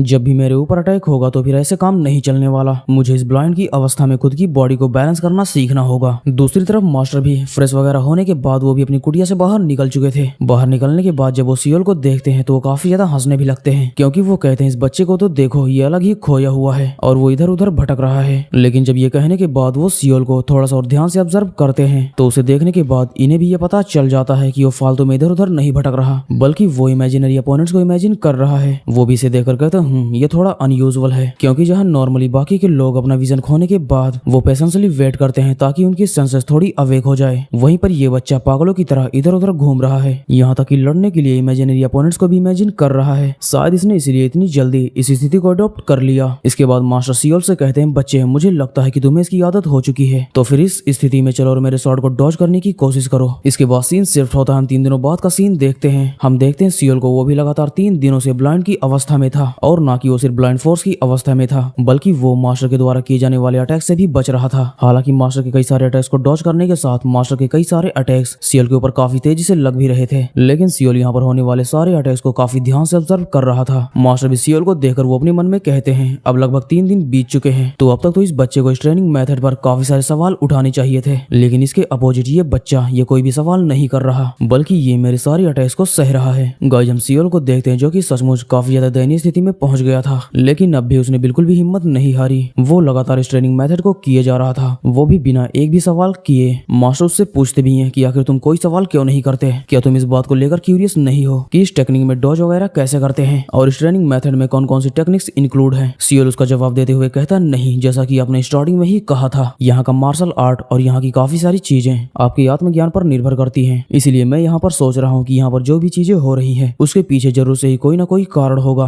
मास्टर इसकी बातें सुनकर पहले तो वहाँ पर काफी ज्यादा शॉक हो जाते हैं कि आखिर इस बच्चे को इतनी सारी चीजें कैसे पता, वो भी इतना ज्यादा डिटेल्ड में। इसके बाद वो सियोल से कहते हैं, बच्चे तुम सही कह रहे हो, तो फिर ठीक है, चलो फिर इस चीज को कंटिन्यू रखो। ये कहने के बाद वो सियोल के ऊपर अटैक्स वगैरह करना फिर से स्टार्ट कर देते हैं, और जब अटैक्स वगैरह करने के साथ जब समय थोड़ा सा और बीतता है तो सियोल को काफी ज्यादा ट्रेनिंग वगैरह करने के बाद वो फाइनली वो मास्टर के द्वारा किए जाने वाले अटैक्स को काफी अच्छे से फील कर पा रहा था। सियोल कहता है, चूंकि मैं इसे देख तो नहीं सकता, लेकिन इस मोमेंट पर मेरी फीलिंग्स अब वो इतनी ज्यादा रियलिस्टिक हो गई हैं कि मास्टर के द्वारा किए जाने वाले अटैक्स को मैं काफी अच्छे से फील कर पा रहा हूँ। दूसरी तरफ हम मास्टर को देखते हैं, वो अपने लंग या पवेलियन के एक काफी ज्यादा खतरनाक शॉर्ट टेक्निक का यूज कर सियोल के ऊपर काफी तेज अटैक करते हैं। पर गाइस खैर, चूंकि सियोल की सेंसेस वो इतनी ज्यादा विजिबल हो गई थी कि वो अपने ऊपर होने वाले अटैक्स को काफी अच्छे से सेंस कर पा रहा था, इसी कारण वो मास्टर के द्वारा किए जाने वाले इतने ज्यादा पावरफुल अटैक को भी ब्लॉक कर देता है। हालांकि जब ये चीज मास्टर देखते हैं तो वो मन ही मन काफी ज्यादा शॉक हो जाते हैं। वो कहते हैं, इस बच्चे ने तो सचमुच मेरी इतनी ज्यादा पावरफुल टेक्निक को सिर्फ 3 दिनों में ही ब्लॉक कर दिया। सियोल को भी हम देखते हैं जो कि इस टेक्निक को ब्लॉक करने के बाद वहीं जमीन पर बैठा हुआ था। मास्टर भी अपने पास से निकालकर उसे पीने के लिए वाटर देते हैं। मास्टर कहते हैं, लो इसे पी लो। हालांकि गाइस ये कोई नॉर्मल वाटर नहीं था। सियोल भी उस वाटर को ले लेता है और उनका धन्यवाद करते हुए उसे पीने लगता है, लेकिन जैसे वो उस वाटर को पीता है उसकी बॉडी में अचानक से ही काफी ज्यादा एनर्जी फ्लो होने लगती है। वो भी इसे देखकर कहता है, ओह ऐसा लगता है कि ये कोई नॉर्मल वाटर नहीं है, क्योंकि मैंने जैसे इसे पिया मेरी बॉडी में काफी ज्यादा एनर्जी फ्लो होने के साथ मुझे ऐसा भी फील होने लगा कि मैंने जो ब्लड खोया था वो भी दोबारा से वापस आ गया है। आखिर ये चीज है क्या? मास्टर उससे कहते हैं, ये द कैलिस्टल स्प्रिंग वाटर है जिसे मैंने अपने पूरे जीवन में संजो कर रखा हुआ था, लेकिन ये व्यर्थ नहीं, वो चीज जिसका मैंने जीवन भर इंतजार किया, क्योंकि मैं आज फाइनली इस वर्ल्ड के सबसे ज्यादा ग्रेटेस्ट प्रोडिजी से मिला हूँ। तो अब मुझे अपना काफी ज्यादा कीमती वाटर देने के बाद मुझे जरा भी पछतावा नहीं है। इसके बाद सीन यहाँ पर शिफ्ट होता है। सीन शिफ्ट होने के बाद हम फिर से इन लोगों को देखते हैं। ये लोग दोबारा से लगातार फाइट वगैरह कर रहे थे। मास्टर सियोल के ऊपर लगातार अटैक्स पर अटैक किए जा रहे थे। हालांकि सियोल भी इस मोमेंट पर काफी ज्यादा ट्रेन हो गया था, इसी कारण वो मास्टर के द्वारा किए जाने वाले अटैक से काफी आसानी से बच रहा था और उनके काफी सारे अटैक्स को ब्लॉक भी कर रहा था। हालांकि मास्टर वहां पर सियोल के ऊपर काफी देर अटैक वगैरह करने के बाद वो थोड़ी देर बाद अटैक्स वगैरह करने भी बंद कर देते हैं। सियोल भी देखकर अपने मन में सोचता है कि आखिर वो मेरे ऊपर और भी ज्यादा अटैक्स क्यों नहीं कर रहे। हम मास्टर को देखते जो कि वहां पर काफी ज्यादा हंस रहे थे। वो काफी ज्यादा हंसते हुए कहते, हाँ ये सोचना कि मैं जिस जीनियस को काफी लंबे समय से ढूंढ रहा था वो इतने ज्यादा लंबे समय के बाद मेरे सामने खड़ा है। इसके बाद हम सियोल को देखते हैं, उसका विजन वो भी फाइनली वापस आने लगा था। विजन वापस आने के साथ वो कहता भी है कि मेरा विजन ये क्लियर होने लगा है। मास्टर साहब इसके बाद सियोल के कंधे पर हाथ रखकर कहते हैं, सियोल 10 डिमोनिक चैंपियन में से एक बनने के बारे में भूल जाओ, इसके बजाय तुम मेन सेट का ऑफिशियल डिसाइपल बनो, क्योंकि अगर तुम ऐसा करते हो तो मैं तुम्हें 10 वर्षों के भीतर डिमोनिक पाथ का सबसे पावरफुल मास्टर बना दूंगा। हालांकि ये ऑफर सियोल के लिए गोल्डन ऑफर था, लेकिन फिर सियोल अपने मन में सोचने लगता कि जिस मॉन्स्टर ने मेरे दादाजी को मारा था वो बिना किसी डाउट के मेरे करंट लेवल से काफी ज्यादा बियॉन्ड था। इसलिए ऐसी स्थिति में मैं केवल लंग या पवेलियन के मार्शल आर्ट से संतुष्ट नहीं हो सकता। इसीलिए सियोल मास्टर के ऑफर को रिजेक्ट कर देता है। वो कहता है, मैं 10 डिमोनिक चैंपियंस में से एक बनूंगा, पर हाँ इसके साथ मैं बाद में लंग या पवेलियन का मार्शल आर्ट भी सीखूंगा। इसकी बातें सुनकर मास्टर वहाँ पर काफी ज्यादा शॉक हो जाते हैं, क्योंकि इसने इतने ज्यादा गोल्डन ऑफर को डिनाई किया था। इसके बाद मास्टर कहते हैं, अगर तुम्हारा उद्देश्य 10 डिमोनिक सेक्ट के मार्शल आर्ट्स को सीखना है तो फिर इसे भूल जाओ, क्योंकि यहाँ तक कि द हेवनली डीमन जो कि एक सुप्रीम ग्रैंड मास्टर था वो भी ये नहीं कर पाया। हर एक टाइप का मार्शल आर्ट डिफरेंट टाइप की बॉडी और डिफरेंट टाइप की एनर्जी की तलाश करता है। इससे फर्क भी नहीं पड़ता कि आप कितने ज्यादा टैलेंटेड हैं, आप ज्यादा से ज्यादा 2 या 3 इससे ज्यादा मार्शल आर्ट्स नहीं सीख सकते। मार्शल आर्ट में मास्टर बनने का सबसे तेज तरीका ये है कि आप किसी एक पार्टिकुलर मार्शल आर्ट पर फोकस करें। मास्टर यहाँ पर ये सारी बकचोदियां कर सियोल को कन्विंस करने की कोशिश कर रहे थे, पर सियोल उन्हें ग्रीटिंग देते हुए कहता, मास्टर मुझे माफ कीजिए। मास्टर कहता, तो तुम अपना मन नहीं बदलोगे तो फिर ठीक है, जैसी तुम्हारी मर्जी, अगर तुम ये मार्शल आर्ट नहीं सीखना चाहते तो ये तुम्हारी मर्जी। ये कहकर मास्टर वहाँ से दूसरी तरफ मुड़कर वहाँ से जाने लगते हैं। उनके वहाँ से जाते वक्त सियोल भी पीछे से कहता, मास्टर मैंने ये नहीं कहा कि मैं लंग या पवेलियन की टेक्निक्स को अब नहीं सीखूंगा, मैं तो सिर्फ ये कह रहा हूँ कि मैं इसके साथ और भी कई सारे टेक्निक्स को सीखूंगा, और जो टेक्निक आज आपने मुझे सिखाई है मुझे लगता है कि मैंने उस टेक्निक में अभी सिर्फ बेसिक ही सीखा है। मास्टर उसकी बातों का कोई भी जवाब ना देकर सीधा अपने वेपन को उसकी तरफ काफी तेजी से थ्रो करते हैं, पर वो अटैक जाकर सियोल को लग पाता है इससे पहले वो उसे ब्लॉक कर लेता है। मास्टर भी उसे पीछे मुड़कर देखते हैं और स्माइल करते हुए कहते हैं, तुमने ऑलरेडी मेन सेक्ट के बीस्ट पाथ टेक्निक को सीख लिया है, हालांकि तुम इसे बाद में प्रैक्टिस कर सकते हो, लेकिन अभी के लिए मुझे ये लगता है कि तुम्हारे लिए इनफ होगा। इसके बाद सियोल भी मास्टर को ग्रीटिंग देते हुए कहता, मास्टर आपका धन्यवाद। मास्टर कहते, नहीं मुझे धन्यवाद कहने की जरूरत नहीं है, जैसा कि मैंने तुम्हें पहले ही कहा था, मैंने तुम्हें यह टेक्निक इसलिए सिखाई क्योंकि डिमोनिक हॉल का ऑर्डर था। हाँ लेकिन मास्टर आपने मुझे ये स्पिरिचुअल मेडिसिन भी दिया है, मैं इस अनुग्रह को अपनी पूरी लाइफ में कभी भी नहीं भूलूंगा, मैं आपके इस उपकार को अपनी पूरी लाइफ में कभी भी नहीं भूलूंगा। मास्टर कहते, भूल जाओ। सियोल कहता, मास्टर आप क्या कह रहे हैं, पर क्यों, मैं इसे आखिर क्यों भूल जाऊं? मास्टर कहते हैं, ये मार्शल वर्ल्ड है ही ऐसी, यहाँ पर चाहे दया हो या द्वेष, यदि आप उन्हें भुला सकें तो ये आपके लिए सर्वोत्तम होगा। सियोल भी इनकी बातें वहाँ पर ध्यान से सुनता है और वो काफी देर तक वहाँ पर चुप रहता है। इसके बाद वो उनके सामने जमीन पर झुक जाता है। जमीन पर झुकने के साथ वो कहता है, मास्टर मुझे लगता है कि अब मुझे यहाँ से चलना चाहिए। ये कहने के बाद सियोल वहाँ से फाइनली वहाँ से चला जाता है। उसे जाता देख मास्टर भी उसे देखकर कहते हैं, सचमुच ये बंदा तो बिल्कुल हिडन ड्रैगन है, आखिर ये बंदा आया कहाँ से? ये सचमुच इस पूरे डोमेन में एक ऐसा तूफान लाएगा जो कि बाकियों ने इमेजिन तक नहीं की होगी। दूसरी तरफ हम सियोल को देखते हैं, वो भी जंगल के रास्ते होते हुए वापस जा रहा था, पर वहाँ से वापस जाते वक्त उसे अपने आसपास की चीजों जैसे कि पेड़ और पौधों से उसे काफी कुछ सेंस हो रहा था, और ऐसा इसलिए क्योंकि इसने बीस्ट पाथ टेक्निक को सीख लिया था। इसी कारण इसे नॉर्मल लोगों से कहीं ज्यादा सेंस होने लगा था। सियोल भी कहता है, लिटरली मुझे कुछ ज्यादा ही सेंस हो रहा है, इसलिए मैं बिना कुछ किए काफी ज्यादा थका महसूस कर रहा हूँ। अगर इसी तरह से चलता रहा तो मैं ठीक से आराम तक नहीं कर पाऊंगा, इसीलिए मुझे ये सीखना होगा कि इसे कंट्रोल कैसे करते हैं। मैं नॉर्मल टाइम पर जितना पॉसिबल हो सकेगा मैं उतना ज्यादा अपने सेंसेस को दबाता रहूंगा। ये कहने के साथ सियोल अपने सेंसेस को वहाँ पर काफी ज्यादा सस्प्रेस करने लगता है, और सस्प्रेस करने के कुछ देर बाद हम देखते हैं उसे वहाँ पर थोड़ा सा नॉर्मल फील होने लगा था। नॉर्मल फील करने के बाद वो अपने पास से एक कागज को निकाल लेता है। वो कहता है, तो फिर ठीक है, अब मुझे क्या करना चाहिए, क्योंकि यहाँ पर शायद ज्यादा समय नहीं बचा है, और अगर ऐसा है तो मेरे पास और कोई दूसरा विकल्प नहीं है। 700 साल पहले मार्शल आर्ट के एक ग्रैंड मास्टर मास्टर जो कि हुआ वो स्वॉर्ड सेक्ट के एम्परर थे, जिनका नाम था जियो खावा उनके ही द्वारा 10 डिमोनिक सेक्ट्स में से एक सबसे ज्यादा पावरफुल सेक्ट यानी हुआ वो स्वॉर्ड सेक्ट इसकी स्थापना की गई थी। इसलिए मेरे लिए भी बेहतर यही होगा कि मैं वहां पर चला जाऊं। इसके बाद सीन शिफ्ट होता हम देखते हैं फाइनली सियोल हुआ वो स्वॉर्ड सेक्ट पर पहुंच चुका था। यहाँ पहुंचने के बाद वो दरवाजे के सामने खड़ा होता है और वो उसे देखकर कहता है अगर इसकी तुलना लंगिया पवेलियन से की जाए तो इस रॉयल पैलेस के सामने वो कुछ भी नहीं। यानी आसान शब्दों में कहा जाए तो इसकी तुलना अंबानी के घर और तुम्हारे घर से की जा सकती है। वो दरवाजे पर दस्तक देता है। दरवाजे पर दस्तक देने के बाद उसके सामने एक बंदा आता है। वो दरवाजा खोलते हुए कहता है एक विजिटर आखिरी समय पर कौन हो सकता है। पर वो जब थोड़ा ध्यान से देखता तो वो कहता है ओह ये तो तुम हो। सियोल कहता है मैं हुआ वो स्वॉर्ड सेक्ट के स्वॉर्ड आर्ट्स को सीखने आया हूँ। इसी के साथ सियोल हमें ये भी बताता है कि ये बंदा जो कि हमारे सामने खड़ा है ये हुआ वो स्वॉर्ड सेक्ट का मास्टर है। सेक्ट मास्टर इसके बाद इससे कहता है बच्चे चलो मुझे फॉलो करो। उन लोगों के आगे बढ़ते वक्त सेक्ट मास्टर सियोल से बताता है इस सेक्ट की स्वॉर्ड आर्ट एक डिमोनिक मार्शल आर्ट है जो कि नॉर्मली से काफी ज्यादा टफ है, इसीलिए इसे करने में काफी ज्यादा समय भी लगता है। और जो लोग इसमें पहले ही एंट्री ले चुके थे वो लोग बेसिक हाल को पूरा करने के बाद इंटरमीडिएट हाल में चले गए हैं। पर अगर तुम्हें देखा जाए तो तुम बाकियों के मुकाबले यहाँ पर काफी ज्यादा लेट आए हो, क्या कोई यहाँ पर कारण था? सियोल भी उसके पीछे पीछे चलते हुए उससे बताता है मैं पिछले 2 हफ्तों से लंगिया पवेलियन के मार्शल आर्ट्स को सीख रहा था। सेक्ट मास्टर कहते हैं क्या लंगिया पवेलियन? तो क्या तुमने लंगिया पवेलियन के बीस्ट पाथ टेक्निक को सीखा? सियोल कहता है हाँ मैंने उसे काफी अच्छे से सीख लिया है। सेक्ट मास्टर इसकी बातें सुनने के बाद अपने मन में काफी ज्यादा डाउटफुली सोचने लगता है। वो कहता है मैं जानता हूँ कि ये बच्चा काफी ज्यादा टैलेंटेड है, लेकिन फिर भी ऐसा कोई भी तरीका नहीं है जिससे केवल 2 सप्ताह में द बीस्ट पाथ टेक्निक में मास्टर कर ले।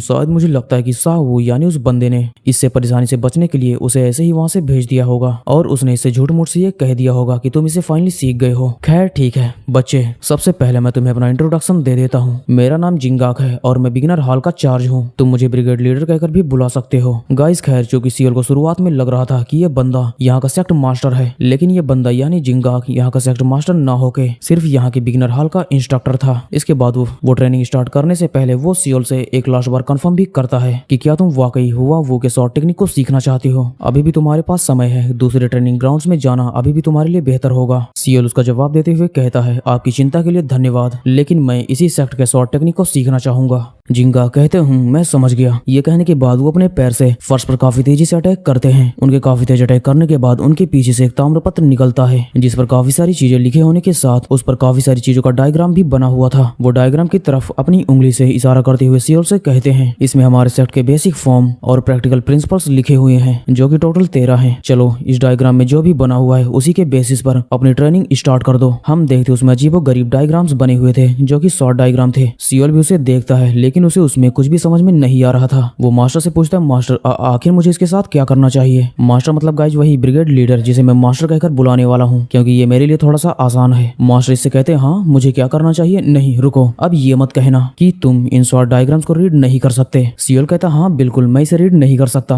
मास्टर इसकी बातें सुनकर वहाँ पर काफी ज्यादा बहुचक्का हो जाते हैं। सियोल कहता है मैंने यहाँ आने से पहले एक भी बार स्वॉर्डमैनशिप को स्टडी नहीं किया है तो यही कारण है कि मैं इसे नहीं पढ़ सकता। मास्टर इसकी बातें सुनकर वहाँ पर दोबारा से ही काफी ज्यादा शॉक हो जाते हैं। इसके बाद चैप्टर भी हमारे यहीं पर खत्म हो जाता है। हम नेक्स्ट चैप्टर में देखते हैं। हम देखते हैं मास्टर इससे कह रहे थे तो तुम्हारा मतलब ये है कि तुमने इससे पहले कभी भी शॉर्ट ट्रेनिंग नहीं की है? सियोल अपना सर खुजलाते हुए कहता हाँ मैंने नहीं की है। मास्टर भी इसकी बातें सुनकर यहाँ पर काफी ज्यादा सोच में पड़ जाते हैं क्योंकि वो उस सीन को इमेजिन करने लगते हैं जब सियोल सेकंड हॉल के दौरान उस बंदे से अपने शॉर्ट से फाइट कर रहा था और लास्ट में उसने उसको मार भी दिया था। वो अपने मन में सोचते हैं कि ये बंदा मुझसे कह रहा है कि इसे मैनुअल पढ़ना तक नहीं आता, लेकिन इसके बाद भी इसने सेकंड हॉल में काफी अच्छा परफॉर्म किया था। हालांकि इस बच्चे को अगर मैं ध्यान से ऑब्जर्व करूं तो ये नहीं लगता कि ये मुझसे झूठ कह रहा है। इसी के साथ जब हम इस कॉन्टिनेंट पर पहुंचे थे तो इसने भी गुफा का चुनाव काफी ज्यादा बारीकी से किया था और सचमुच अगर ये बच्चा 0 से स्टार्ट कर रहा है तो ये चीज सोचने लायक है कि अगर ये टॉप पर पहुंचेगा तो ये किस तरह का तबाही मचा सकता है। ये सारी चीजें सोचने के बाद वो सियोल से कहते हैं खैर भले ही तुम मैनुअल का डायग्राम देखकर कुछ भी न समझ सको लेकिन इसमें जो अक्षर में लिखा हुआ है वो तो तुम पढ़ ही सकते हो। सियोल कहता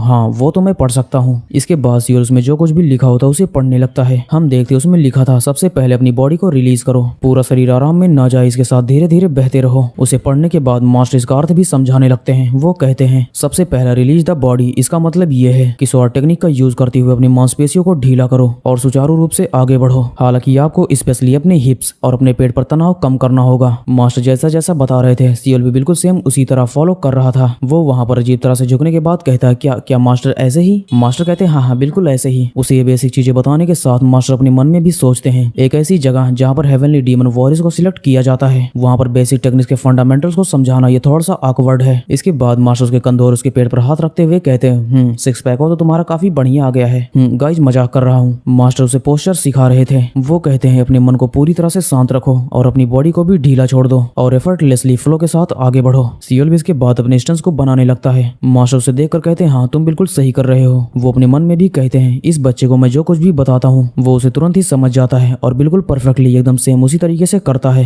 बच्चे तुम्हारा पोस्चर एक्सीलेंट है, चलो अब इसे स्वॉर्ड के साथ प्रैक्टिस करो। ये कहने के बाद वो उसके हाथ में स्वॉर्ड भी पकड़ा देते हैं। स्वॉर्ड पकड़ने के बाद मास्टर उसे जैसा जैसा बता रहे थे सियोल बिल्कुल सेम उसी तरीके से कर रहा था। हाँ मतलब थोड़ा उससे अच्छा ही कर रहा था। और थोड़ी देर इसी तरह से वहाँ पर प्रैक्टिस करने के बाद मास्टर उससे कहते हैं तो फिर ठीक है अब तुमने बेसिक्स थोड़ा सा सीख लिया है तो फिर चलो अब हम थोड़ा सा नेक्स्ट स्टेज पर चलते हैं। तो अब तुम अपने सामने एक काल्पनिक अपोनेंट को इमेजिन करो और उसे इमेजिन करने के साथ हमारे सेट के 13 फॉर्म जो कि अभी तुमने थोड़ी देर पहले पढ़ा है उन टेक्निक्स को अपने अपोनेंट के ऊपर अप्लाई करो। सियोल भी वहाँ पर थोड़ा सा डाउटफुल्ली कहता है क्या एक अपोनेंट? मास्टर कहते हैं हाँ तुम्हें ऐसा इसलिए करना है क्योंकि जब तुम उसके ऊपर अपने इन टेक्निक्स को प्रैक्टिस करोगे और इन टेक्निक्स का यूज कर उसके ऊपर अटैक करोगे तो उसी के बेसिस पे मैं तुम्हें जज करूंगा। आसान शब्दों में कहा जाए तो तुम इसे एक टेस्ट के रूप में भी मान सकते हो। इसकी मदद से मैं तुम्हारे टेक्निक और तुम्हारे स्वॉर्ड के इरादे को समझ सकता हूँ। सियोल भी उनकी बातें सुनने के बाद वो थोड़ा सा वहाँ पर सोचने लगता है। वो अपने मन में कहता है एक टेस्ट, वैसे मैंने जितना सोचा था ये उससे पहले ही आ गया तो फिर ठीक है मुझे यहाँ पर स्वयं को प्रूफ करना होगा क्योंकि इसी के बेसिस पर मुझे जज किया जाएगा। तो फिर ठीक है मुझे इसमें सबसे पहले एक अपोनेंट को इमेजिन करना है जिसे कि मुझे हराना होगा।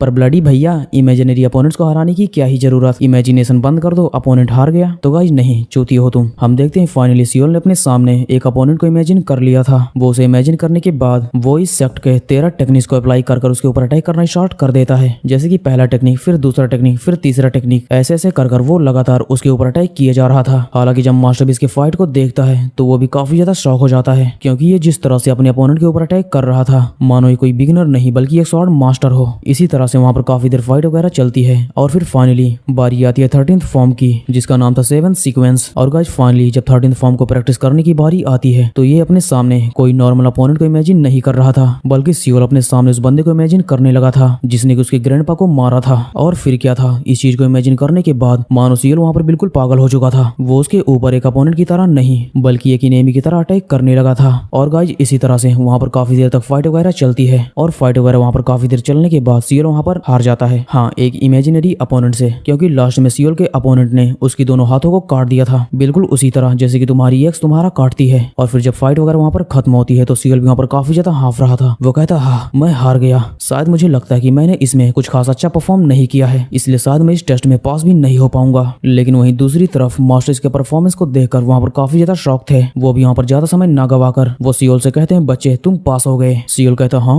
मास्टर कहते हैं हम बिगिनर हाल में जो मूल्यांकन करते हैं वो हारने या जीतने के बेस पर नहीं होता है, वो इस बेस पर होता है कि तुम कॉम्बैट के दौरान अपने स्वॉर्ड को किस तरह से चला रहे थे। यानी तुम्हारा मूल्यांकन तुम्हारे स्वॉर्ड चलाने के तरीके पर निर्भर करता है। ये कहने के बाद हम देखते हैं मास्टर वहाँ जमीन पर अपने पैर को काफी तेजी से पटकते हैं जिससे वहाँ जमीन पर पड़ा जो स्वॉर्ड होता है वो हवा में उछल जाता है। मास्टर भी स्वॉर्ड को अपने हाथों में पकड़ लेते हैं और उसे सियोल को देने लगते हैं। वो उसे देते हुए कहते हैं सियोल तुमने काफी अच्छा परफॉर्म किया है तो फिर ठीक है जूनियर हॉल की तरफ आगे बढ़ो। सियोल भी उनके द्वारा दिए जाने वाले स्वॉर्ड को ले लेता है और वो उसे लेते हुए अपने मन में सोचता है एक ऐसा व्यक्ति जिसे स्वॉर्ड चलाने का बिल्कुल भी ज्ञान ना हो उस व्यक्ति को पढ़ाना काफी ज्यादा डिफिकल्ट रहा होगा। इसके बावजूद भी इन्होंने मुझे जीरो से सिखाया है और हर गतिविधि में मेरा साथ दिया है। इंस्ट्रक्टर जिंगा की सचमुच एक महान व्यक्ति हैं। ये सोचने के साथ सियोल उनके सामने अपने हाथों को जोड़ लेता है और उन्हें ग्रीटिंग देते हुए कहता है मास्टर हर चीज के लिए आपका धन्यवाद। मास्टर कहते हैं हाँ ठीक है आपसे लगन से ट्रेनिंग करते रहना, पर हाँ यहाँ से जाने से पहले मैं तुम्हें एक बात बता दूं बच्चे तुम्हारे स्वॉर्ड चलाने के स्टाइल में हमेशा से ही एक किलिंग इंटेंट रहता है यानी एक हत्यारी इरादा रहता है। इसलिए बच्चे ये ध्यान रखना तुम्हारी ये किलिंग इंटेंट तुम्हारे ऊपर हावी ना हो जाए। सियोल भी इनकी बातें वहाँ पर काफी ध्यान से सुन रहा था और इसके कुछ देर बाद उन्हें फिर से ग्रीटिंग देते हुए कहता है तो फिर ठीक है मास्टर मुझे लगता है कि अब मुझे यहाँ से चलना चाहिए। मास्टर भी उससे बाय बाय करते हुए कहते हैं हाँ ठीक है तो फिर तुम यहाँ से जा सकते हो, मुझे उम्मीद है तुम एक दिन एक स्वॉर्ड मास्टर जरूर बनोगे। इसके बाद सीन शिफ्ट होता हम देखते हैं सियोल को वो फाइनली जूनियर हॉल पर पहुंच गया था। यहाँ आने के बाद वो दरवाजे को खोलता है। दरवाजा खुलने के बाद वहाँ पर जितने भी डिसाइपल्स होते हैं वो सारे लोग सियोल को वहाँ पर काफी ज्यादा अजीब तरीके से देखने लगते हैं कि आखिर ये बच्चा कौन है। मास्टर भी इधर कहते हैं बच्चे मुझे नहीं पता कि तुम कौन हो लेकिन मैं तुम्हें पहले ही बता दूं यहाँ पर जितने भी स्लॉट हैं वो सारे पहले ही भरे हुए हैं इसीलिए यहाँ से चले जाओ। हम देखते हैं मास्टर के ओवरव्यू को, जिनका नाम चियोन होता है और ये जूनियर हॉल के इंस्ट्रक्टर थे, जिन्हें मैं दोबारा से ही मास्टर कहकर बुलाने वाला हूँ। इसके बाद चैप्टर भी हमारे यहीं पर खत्म हो जाता है। हम नेक्स्ट चैप्टर के पहले सीन में देखते हैं सियोल दरवाजा खोलकर वहाँ पर खड़ा होता है और सारे बच्चे भी उसे वहाँ पर देख रहे थे। मास्टर उससे कहते हैं ऐसा लगता है कि तुम अभी शुरुआती हाल से गुजर रहे हो और अगर तुमने फायर एंड स्वॉर्ड को सीखने में 20 दिन से भी ज्यादा का समय लगाया है तो तुम इस टैलेंट के साथ यहाँ पर आकर सिर्फ अपना समय बर्बाद कर रहे हो। सियोल ने ग्रीटिंग देते हुए कहता है मास्टर मुझे माफ कीजिए, लेकिन मेरे देर से आने का कारण यह था कि मैं 15 दिन से लंगिया पवेलियन के मार्शल आर्ट्स को सीख रहा था। मास्टर भी इसे देखकर वहाँ पर काफी ज्यादा गुस्सा हो रहे थे। वो अपने मन में कहते हैं मुझे लगता है ये बदमाश लंगिया पवेलियन के मार्शल आर्ट्स को सीखने से पहले ही वहाँ से भाग आया है। फिर मास्टर सियोल से कहते हैं खैर ठीक है, क्योंकि तुम बिगिनर हॉल से पास हो चुके हो इसलिए चलो यहाँ पर बैठ जाओ। इसके बाद सियोल भी यहाँ पर आकर बैठ जाता है। मास्टर वहाँ पर फिर से पढ़ाना स्टार्ट कर देते हैं। वो कहते हैं द फायर रैन ये एक ऐसी शॉर्ट टेक्निक है जिसे शिफ्ट मोमेंट को कंपोज कर बनाया गया है। अगर आप इसे अच्छी तरीके से चलाने में कुशल नहीं हुए तो फिर इसे चलाते समय आप अपनी ही गांठ फाड़ लेंगे, यानी अपनी बॉडी को ही नुकसान पहुंचा लेंगे। इसीलिए इस टेक्निक को रियल फाइट में यूज करना काफी ज्यादा डिफिकल्ट होता है। और लेकिन फिर भी ये इतना ज्यादा डिफिकल्ट होने के बाद भी ये स्वॉर्डमैनशिप का एक बेसिक प्रोसेस है। इसलिए बच्चों जब तुम इस टेक्निक का यूज कर फाइट करोगे तो मैं यहाँ पर हार या जीत नहीं देखूंगा, बल्कि मैं ये देखूंगा कि तुम स्वॉर्ड को कितनी अच्छी तरीके से चलाते हो। इसके बाद हम वहाँ पर देखते हैं एमसी के बगल में एक और बच्चा बैठा होता है, हाँ कमीना बच्चा, जिसका नाम होता है सियोंग। मास्टर भी उससे कहते हैं सियोंग चलो खड़े हो जाओ और एक डुअल के लिए अपने अपोनेंट को चुनो, यानी उसे नॉमिनेट करो। सियोंग भी वहाँ पर खड़ा हो जाता है और वो मास्टर से पूछते हैं मास्टर क्या मैं सचमुच किसी को भी नॉमिनेट कर सकता हूँ? मास्टर कहते हैं हाँ तुम जिसे भी चाहो उसे नॉमिनेट कर सकते हो। सियोंग भी वहाँ पर काफी ज्यादा एक्साइटेड हो जाता है। वो हमारी एमसी की तरफ अपनी उंगली को करते हुए कहता है तो फिर ठीक है मैं इस बंदे को नॉमिनेट करूंगा। नॉमिनेट करने का मतलब गाइस यहाँ पर यह है कि आप किस बंदे के साथ डुअल करना चाहते हैं। मास्टर भी सियोल को देखते हैं और वो कहते हैं ये बच्चा ये तो अभी नया है और ये कमीना ये इसे नॉमिनेट कर रहा है। सियोंग कहता है मास्टर क्या हुआ, आप ही ने तो कहा था कि मैं यहाँ पर किसी को भी नॉमिनेट कर सकता हूँ। मास्टर कहते हैं हाँ बेवकूफ, मैंने ये तुमसे कहा था, लेकिन फिर भी एक ऐसे बच्चे के साथ स्वॉर्ड फाइट करना जो कि जस्ट अभी बिगिनर हॉल से आया हुआ है ये काफी ज्यादा अनफेयर होगा, इसीलिए चलो किसी और को चुनो। उनकी ये जस्ट कहने के बाद हम सियोल को देखते हैं जो कि कहता है मास्टर नहीं, अगर ये बंदा मुझसे फाइट करना चाहता है तो मैं इसकी गांड जरूर फाड़ूंगा। मास्टर कहते हैं हाँ तुमने क्या कहा? सियोल कहता है मास्टर मैं इस डुअल को एक्सेप्ट करता हूँ क्योंकि मैंने शुरुआती हाल में इंस्ट्रक्टर जिन के साथ मैंने थोड़ा बहुत स्वॉर्ड चलाना सीख लिया है, इसीलिए मेरा मानना है कि अगर मैं किसी दूसरे के साथ इसे प्रैक्टिस करता हूँ तो मैं इसे काफी जल्दी काफी बेहतरीन तरीके से सीख जाऊंगा। मास्टर भी इसकी बातें सुनकर अपने मन में सोचने लगते हैं ये बच्चा शुरुआती हाल में सीखी गई स्किल की मदद से ही अपनी गौरव की रक्षा करने की कोशिश कर रहा है, लेकिन शायद इस बेवकूफ को ये अंदाजा नहीं होगा कि ये एक फाइट है ना कि एक प्रैक्टिस। मास्टर भी इसके बाद वहाँ पर खड़े हो जाते हैं। वो कहते हैं ठीक है तो तुम दोनों फाइनली डुअल के लिए एग्री हो गए हो तो चलो फिर इसे स्टार्ट करते हैं। सियोंग भी सियोल को देखकर अपने मन में काफी ज्यादा डार्कली सोच रहा था। वो कहता है यहाँ पर काफी सारे लोग हैं और अगर मैं इस कमीने को यहाँ पर मार दूं तो मास्टर की नजर में यहाँ पर मेरी काफी ज्यादा वैल्यू बन जाएगी। पर गाइस इस बंदे को यहाँ पर कुछ भी अंदाजा नहीं था कि मास्टर की नजर में इसकी वैल्यू यहाँ पर नहीं बनने वाली, बल्कि उल्टा इसकी यहाँ पर गांड फटने वाली है। इसके बाद हम देखते हैं दोनों अपने अपने हथियारों को पकड़कर एक दूसरे के सामने खड़े होने के साथ सियोंग सियोल से कहता है वैसे तुम्हारी हिम्मत की दांच देनी पड़ेगी, लेकिन बेवकूफ शायद तुम्हें ये नहीं पता आप एक मुरिम के अंदर केवल हिम्मत की वजह से जीवित नहीं रह सकते। इधर से मास्टर भी कहते हैं खैर फाइट शुरू करो। उनके जस्ट ये कहने के बाद हम सियोंग को देखते हैं वो अपने लकड़ी के स्वॉर्ड को लेकर सियोल के ऊपर अटैक करने के लिए काफी तेजी से आगे बढ़ता है। गाइस हाँ यहाँ पर लकड़ी का स्वॉर्ड है ताकि इन लोगों को चोट ना लगे। ये भी सियोल के ऊपर काफी तेज अटैक करता है, पर हालांकि सियोल उसके अटैक के सामने से बैठ जाता है जिससे उसका वो अटैक वो डॉज हो जाता है। ये भी इसे देखकर कहता है इम्प्रेसिव। ये कहने के बाद वो जंप कर उसके ऊपर दोबारा से अटैक करता है। एमसी दोबारा से उसे ब्लॉक करता है। सियोंग भी वहाँ पर कहता है बेवकूफ तुम्हें क्या लगता है कि तुम ये कितनी देर तक कर सकते हो? तो फिर ठीक है मैं तुम्हें दिखाऊंगा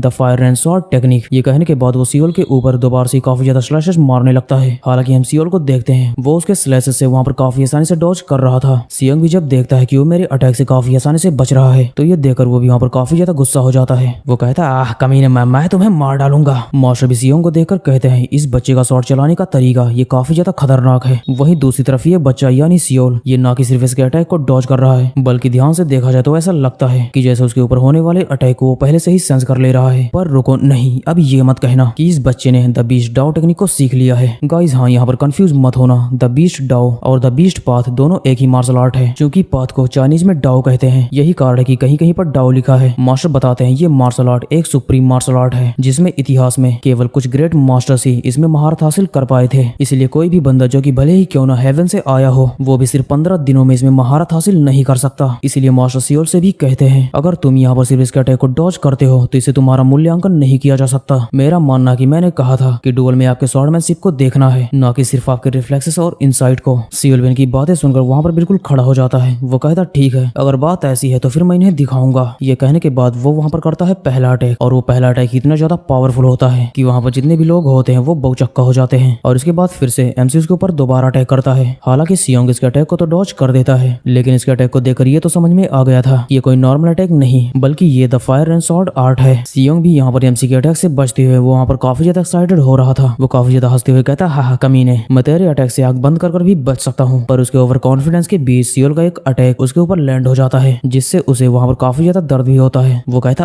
आखिर ये क्या था। इसके बाद एमसी भी उसके ऊपर फायर एंड स्वॉर्ड आर्ट का यूज कर उसके ऊपर लगातार अटैक पे अटैक किया जा रहा था। ये भी उसे काफी मुश्किल से ही ब्लॉक कर पा रहा था। वो उसे ब्लॉक करते हुए कहता है ये कमीना, ये जानबूझकर अपने टैलेंट को छिपा रहा था ताकि ये मुझे मास्टर के सामने नीचा दिखा सके, इसलिए मेरे ऊपर फायर एंड आर्ट इस टेक्निक को भी यूज कर रहा है। इसके बाद वहाँ पर काफी ज्यादा गुस्सा हो जाता है। वो कहता कमीने, एडवांस हॉल में जाने वाला पहला व्यक्ति मैं बनूंगा, ना कि कोई और। ये कहकर वो फाइट को यहाँ पर और भी ज्यादा इंटेंस कर देता है, क्योंकि अब की बार उसने असुरा स्वॉर्ड मेथड को भी यूज कर लिया था और इस टेक्निक को यूज कर वो बिल्कुल बवंडर की तरह एमसी के ऊपर काफी तेज अटैक भी कर रहा था। मास्टर को इसे देखकर अपने मन में कहते हैं असुरा स्वॉर्ड मेथड, ये असुरा स्वॉर्ड सेक्ट का काफी ज्यादा किलिंग मूव है और मैंने यहाँ पर यह भी नहीं कहा था कि तुम केवल फायर एंड स्वॉर्ड टेक्निक का ही यूज कर सकते हो, इसलिए मैं इस बच्चे को रोक भी नहीं सकता। लेकिन जब वो एमसी को वहाँ पर थोड़ा सा और ध्यान से देखते हैं तो वो काफी ज्यादा शॉक हो जाते हैं, क्योंकि वो देखते हैं इस सिचुएशन में भी एमसी ने अपने दोनों पैरों को यहाँ पर काफी अच्छे से बैलेंस किया था। अब उन्हें भी ये देखकर यहाँ पर डाउट होने लगता है। वो कहते हैं क्या इस बच्चे ने सचमुच द बीस्ट डाउ टेक्निक को सीख लिया है, क्योंकि उसी टेक्निक की मदद से ही आप ऐसा कर सकते हैं। और फिर गाइज इसी तरह से वहाँ पर काफी देर फाइट वगैरह चलता है और फिर हम लास्ट में देखते हैं वो जंप कर एमसी के ऊपर वहाँ पर काफी तेज अटैक करता है, जिससे वहाँ पर काफी तेज ब्लास्ट भी होता है। सारे लोग भी इतनी ज्यादा पावरफुल अटैक को यहाँ पर देखकर काफी ज्यादा शॉक थे। लेकिन इसके बाद जब वहाँ से फॉग हटता है तो वो अपने सामने देखते हैं एमसी ने अपने स्वॉर्ड को उस बंदे की बिल्कुल यहाँ नेक के पास अटैक उसने कर दिया था और सियोंग के इतनी ज्यादा पावरफुल अटैक से भी बच गया था। हम देखते उस बंदे यानी सियोंग को उसके मुंह से ब्लड वगैरह भी वहाँ पर निकल रहा था और इसके बाद वो अचानक से वहाँ जमीन पर गिरता है धड़ाम। एमसी भी उसके बगल में स्वॉर्ड को लेकर वो खड़ा होता है। सारे लोग भी ये सिचुएशन देखकर यहाँ पर बिल्कुल हक्का बक्का हो गए थे। वो सारे लोग कहते हैं क्या वो मर गया। और गाइस हाँ, ये बंदा सचमुच यहाँ पर मर जाता है, यानी सियोल ने सचमुच इस बंदे को यहाँ पर मार दिया था। इसके बाद मास्टर भी उस बंदे के पास जाते हैं। वो भी इसे देखकर कहते हैं सचमुच ये बंदा मर गया, उसने इसके काफी ज्यादा नाजुक पॉइंट पर अटैक किया है। इसके बाद मास्टर उससे पूछते हैं बच्चे क्या तुम नंगे पवेलियन के ऑफिशियल डिसाइपल हो। सियोल कहता नहीं। मास्टर कहते हैं हाँ, तो क्या तुम्हारे कहने का मतलब ये है कि तुम सिर्फ आधे महीने में ही द बीस्ट डाउ टेक्निक में तुमने मास्टरी कर ली। सियोल कहता है मास्टर नहीं, मैंने सिर्फ बेसिक सीखा है। इसकी बातें सुनकर मास्टर भी यहाँ पर थोड़ा सा गुस्से में इस्तेमाल करते हुए कहते हैं हाँ, ऐसा लगता है लंगिया पवेलियन के लोगों ने अपने डिसाइपल्स को झूठ बोलना भी सिखा दिया है। इसके बाद सियोल वहाँ पर थोड़ा सा चिल्लाते हुए कहता नहीं मास्टर आप गलत समझ रहे हैं। मास्टर कहते हैं चलो बहाने बनाना बंद करो। ये कहने के बाद वो बाकी के डिसाइपल्स को भी कहते हैं इस लाश को यहाँ से बाहर ले जाओ। उस लाश को देखकर वहाँ पर जितने भी डिसाइपल्स थे वो लोग भी काफी ज्यादा फ्रस्ट्रेट थे। वो कहते हैं मास्टर एक नॉर्मल से फाइट के दौरान इसने उसको मार दिया है, तो क्या आपको नहीं लगता कि उसे दंडित करना चाहिए। मास्टर कहते हैं नहीं, बिल्कुल नहीं, सिर्फ इसीलिए इसे मार्शल हॉल कहा जाता है। ये जगह वीक लोगों के लिए है ही नहीं, ये जगह एक लिविंग हेल है। और वैसे भी अगर आप फाइट के दौरान एक किलिंग इंटेंट से अपने अपोनेंट पर अटैक करते हैं तो आपको भी जवाबी हमले में मरने के लिए तैयार रहना चाहिए। खैर ठीक है, अब इस टेस्ट के बाद अब तुम लोगों का भी टेस्ट स्टार्ट होता है। इसके बाद सीन शिफ्ट होता है। सीन शिफ्ट होने के बाद हम सारे डिसाइपल्स को देखते हैं जो कि एक दूसरे से फाइट कर रहे थे। इस फाइट में हम देखते हैं कई लोग घायल भी हो रहे थे, साथ में कई लोग काफी ज्यादा परेशान और वहीं बगल में कई लोग काफी ज्यादा एक्साइटेड थे। मास्टर भी जब इन सारे डिसाइपल्स के फाइट को देखते हैं तो उन्हें एक भी डिसाइपल पसंद नहीं आता है, इसलिए वो सारे लोगों से कहते हैं तुम सारे लोग तुम फेल हो गए और इसीलिए यहाँ से तुरंत ही दफा हो जाओ और जाकर दूसरा मार्शल हॉल खोज लो। वो सारे लोग कहते हैं मास्टर लेकिन ये तो सिर्फ एक टेस्ट था है ना, इसीलिए अगर आप हमें एक और मौका दे सकें तो ये काफी बेहतर होगा। मास्टर कहते हैं असंभव, तुम संभवतः शुरुआती परीक्षा में सफल हुए क्योंकि तुम्हारी फिजिकल बॉडी काफी अच्छी थी, लेकिन अगर तुम इस फिजिकल बॉडी के साथ भी ऐसा परफॉर्म करोगे तो तुम सारे सिर्फ एक ट्रैश हो, इसीलिए मैं तुम लोगों से दोबारा कहता हूँ यहाँ से दफा हो जाओ। उनके ये कहने के बाद हम देखते हैं वहाँ पर जितने भी डिसाइपल्स होते हैं वो सारे वहाँ से चले जाते हैं। हाँ, सियोल को छोड़कर मास्टर भी पीछे मुड़कर उसे देखते हैं। वो उससे कहते हैं आखिर तुम यहाँ से क्यों नहीं गए। सियोल कहता है मास्टर क्या मुझे भी यहाँ से जाना होगा। मास्टर कहते हैं हाँ बिल्कुल, तुमने डुअल को भी जीता है और इस टेस्ट को भी पास किया है, तो क्या तुम एडवांस हॉल में नहीं जाने वाले। सियोल कहता है ओह, तो इसका मतलब ये है कि मुझे एडवांस हॉल में जाना है, पर खैर मास्टर मैं अभी के लिए सिर्फ यहीं पर रहना चाहूंगा। मास्टर कहते हैं हाँ, पर क्यों। सियोल कहता है मास्टर ऐसा इसलिए क्योंकि अभी तक मैंने ठीक से बेसिक मार्शल आर्ट्स को नहीं सीखा है। इसके बाद गाइस स्टोरी को थोड़ा सा फास्ट फॉरवर्ड करते हुए मास्टर उससे कहते हैं हाँ मैं तुम्हें सिखाऊंगा। इसके बाद मास्टर उसे वहाँ पर काफी दिनों तक ट्रेनिंग वगैरह देते हैं और थोड़े ही दिनों के अंदर उसे सारे बेसिक सिखा देते हैं। पर बेसिक वगैरह जब यहाँ पर सीखने के बाद यहाँ पर ट्रेनिंग कंप्लीट हो जाती है तो मास्टर से कहते हैं बच्चे तुमने फाइनली ट्रेनिंग सीख ली है, लेकिन खैर मैंने जो एक चीज तुम में नोटिस की वो ये है कि तुम्हारे स्वॉर्ड चलाने के तरीके में एक किलिंग इंटेंट छुपा हुआ है, यानी एक हत्यारी इरादा। बच्चे देखो, हालांकि डिमोनिक मार्शल आर्ट्स में किलिंग इंटेंट जरूरी होता है, लेकिन फिर भी तुम इस किलिंग इंटेंट के साथ मार्शल आर्ट के पीक पर नहीं पहुंच पहुंच सकते, इसीलिए किलिंग इंटेंट जो कि आपके दिमाग में होती है, अगर आप इसे नहीं मिटा सकते तो आप एक ऐसी मार्शल आर्ट बना लेंगे जो कि आपको ही नुकसान पहुंचाएगी। सियोल भी इनकी बातें सुनकर उस सीन को इमेजिन करने लगता है जब मास्टर जिंगाक इसे सेम यही बात समझा रहे थे। इसके बाद मास्टर यहाँ पर अपना पास्ट सियोल को बताने लगते हैं। वो भी कहते हैं, बच्चे मैं भी पहले एक हत्यारी इरादे के साथ रह चुका हूँ जिसे मैं नॉर्मली किलिंग स्वॉर्ड कहता था। मैंने बिना हिचकिचाहट के अपने रास्ते में आने वाली सारी चीजों को मैं काटता गया, लेकिन इसी के कारण मेरा स्टेटस और मेरा हॉनर पूरी तरह से बर्बाद हो गया। और इसीलिए आपको ऐसा लग सकता है कि किलिंग स्वॉर्ड आपको एक असीम सीमा तक ले जा सकता है, लेकिन वास्तविकता में ऐसा नहीं है। इसीलिए अब से भी तुम्हें ये इरादा त्याग देना चाहिए। इनकी पास्ट लाइफ को सुनने के बाद सियोल भी अपने दादाजी को इमेजिन करने लगता है जब इसके दादाजी से बता रहे थे। सियोल स्वॉर्ड के सहारे जीने वाले मार्शल आर्टिस्ट को उनका अतीत दुख और दुर्भाग्य से भरा होता है, इसलिए मार्शल वर्ल्ड के लोग वो अपने अतीत को डिस्कस करना पसंद नहीं करते हैं। पर गाइस खैर, चूंकि सियोल को मास्टर ने अपने अतीत के बारे में बता दिया था, इसी कारण सियोल उनसे सवाल भी करता है कि आखिर आप ये सब मुझे क्यों बता रहे हैं। मास्टर कहते हैं, बच्चे मैं तुम्हें ये इसलिए बता रहा हूँ क्योंकि मैं चाहता हूँ कि तुम भी वो दोबारा वो गलती ना करो जो कि मैंने की है।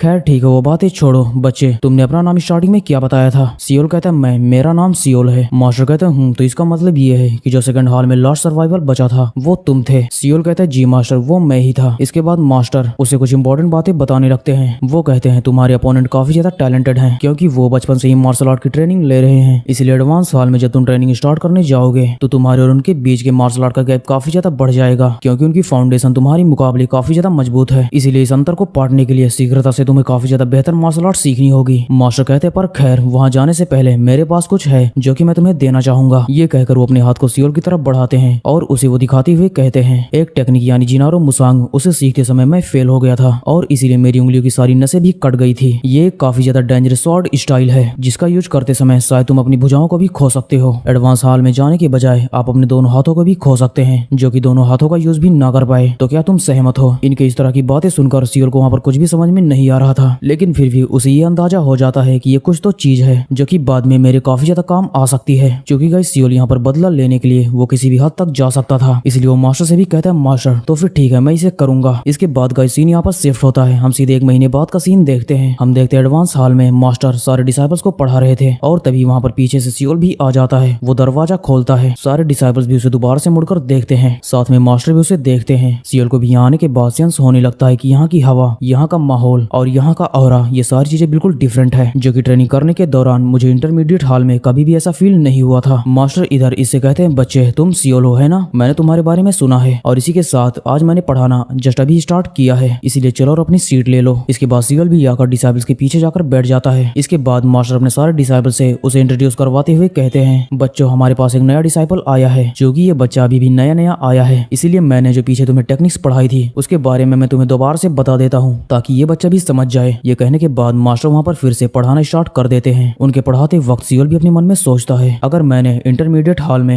एडवांस मार्शल आर्ट्स को नहीं सीखा होता तो यहाँ पर मुझे कुछ भी समझ में नहीं आता। इधर मास्टर यहाँ पर कुछ देर पढ़ाने वढ़ाने के बाद कहते हैं, तो फिर ठीक है आज का क्लास यहीं पर खत्म होता है, तुम सारे बच्चे यहाँ से जा सकते हो सिर्फ एक को छोड़कर, और वो है सियोल। ये सुनकर सियोल भी वहाँ पर सोचने लगता है कि आखिर मास्टर का यहाँ पर मुझसे क्या काम हो सकता है। इसके बाद सीन शिफ्ट होता है। हम देखते हैं मास्टर सियोल को लेकर हॉल के पीछे वाले गार्डन में आ गए थे। हम देखते यहाँ मास्टर आने के बाद अपने हाथ में एक पेड़ के टहनी को छूने लगते हैं। वो उसे छूते हुए कहते हैं, आज मैंने जो तुमको पढ़ाया जिसमें पहला था मु जियोंग सियोंग यू जियोंग no sword trump over the sword, इसका अर्थ ये था कि उस लेवल तक पहुंचना जहाँ पर कोई व्यक्ति बिना सॉर्ड या बिना किसी वेपन के अपने अपोनेंट को हरा सकता है। अगर संक्षेप में कहें तो किसी स्वॉर्डमैन के पास स्वॉर्ड हो या ना हो, इससे उसके बैटल पर कोई भी इफेक्ट नहीं पड़ता। ये कहने के साथ हम देखते हैं मास्टर उस पेड़ की डाली को भी तोड़ लेते हैं और उसे तोड़कर बिल्कुल अचानक से एकदम ही सियोल के सामने झपट्टा मारते हैं, मानो वो इस डाली का यूज कर सियोल के ऊपर अटैक करने वाले थे। मास्टर कहते हैं, बच्चे चलो मैं तुमसे एक क्वेश्चन करता हूँ, अगर मान लो तुम्हारे ऊपर अचानक से हमला हो जाए जैसे कि अभी हुआ है और हमला होने के बाद भी तुम्हारे हाथ में कोई स्वॉर्ड वगैरह नहीं है, तो तुम उस सिचुएशन पर क्या करोगे? इनकी बातें सुनकर सियोल वहाँ पर काफी देर तक चुप था। फिर मास्टर उससे कहते हैं, अगर तुम मेरी बात को नहीं समझ सकते या उसका पालन नहीं कर सकते तो मैं तुम्हें यहाँ पर बिना किसी भी हिचकिचाहट के तुम्हें यहाँ से बाहर निकाल दूंगा, इसलिए इसका आंसर जल्दी और केयरफुल्ली करो। सियोल भी वहाँ कुछ देर तक सोचता है और वो कहता, ठीक है, अगर मेरे पास स्वॉर्ड नहीं हुआ तो मैं अपने अपोनेंट के स्वॉर्ड को छीन लूंगा। ये कहकर वो मास्टर की डाली पर काफी तेजी से झपट्टा मारता है। पर गाइस खैर चूंकि वो मास्टर थे इसी कारण सियोल को वहाँ पर झपट्टा सक्सेसफुल नहीं हो पाता है। तो गाइस हाँ, इस चैप्टर में बस इतना ही, बाकी के चीजों को हम नेक्स्ट चैप्टर में कवर करेंगे। मुझे उम्मीद है तुम्हें ये एक्सप्लेनेशन पसंद आई होगी। इसी के साथ गाइस तुम में से काफी सारे लोग ये भी कमेंट करते हैं कि तुम्हें मेरी वॉइस काफी ज्यादा पसंद आ रही है। अच्छा जी। तो गाइस हाँ, इसके लिए तुम्हारा काफी ज्यादा थैंक्स। गाइस तुम लोग बिल्कुल भी टेंशन मत लेना, क्योंकि तुम्हें इसी वॉइस में आगे भी काफी सारी एक्सप्लेनेशन देखने को मिलेंगी। तो जाने से पहले मैं गाइस तुम्हें फिर से एक बार याद दिला दूं, इस वीडियो को हाइप करना मत भूलना, क्योंकि इस वीडियो का हाइप ये मेरे लिए काफी ज्यादा मायने रखता है। और हाँ, इसी के साथ अगर तुम्हारा मन करे तो चैनल को सब्सक्राइब भी कर देना। चलो फिर मिलते हैं नेक्स्ट वीडियो में, तब तक के लिए धन्यवाद।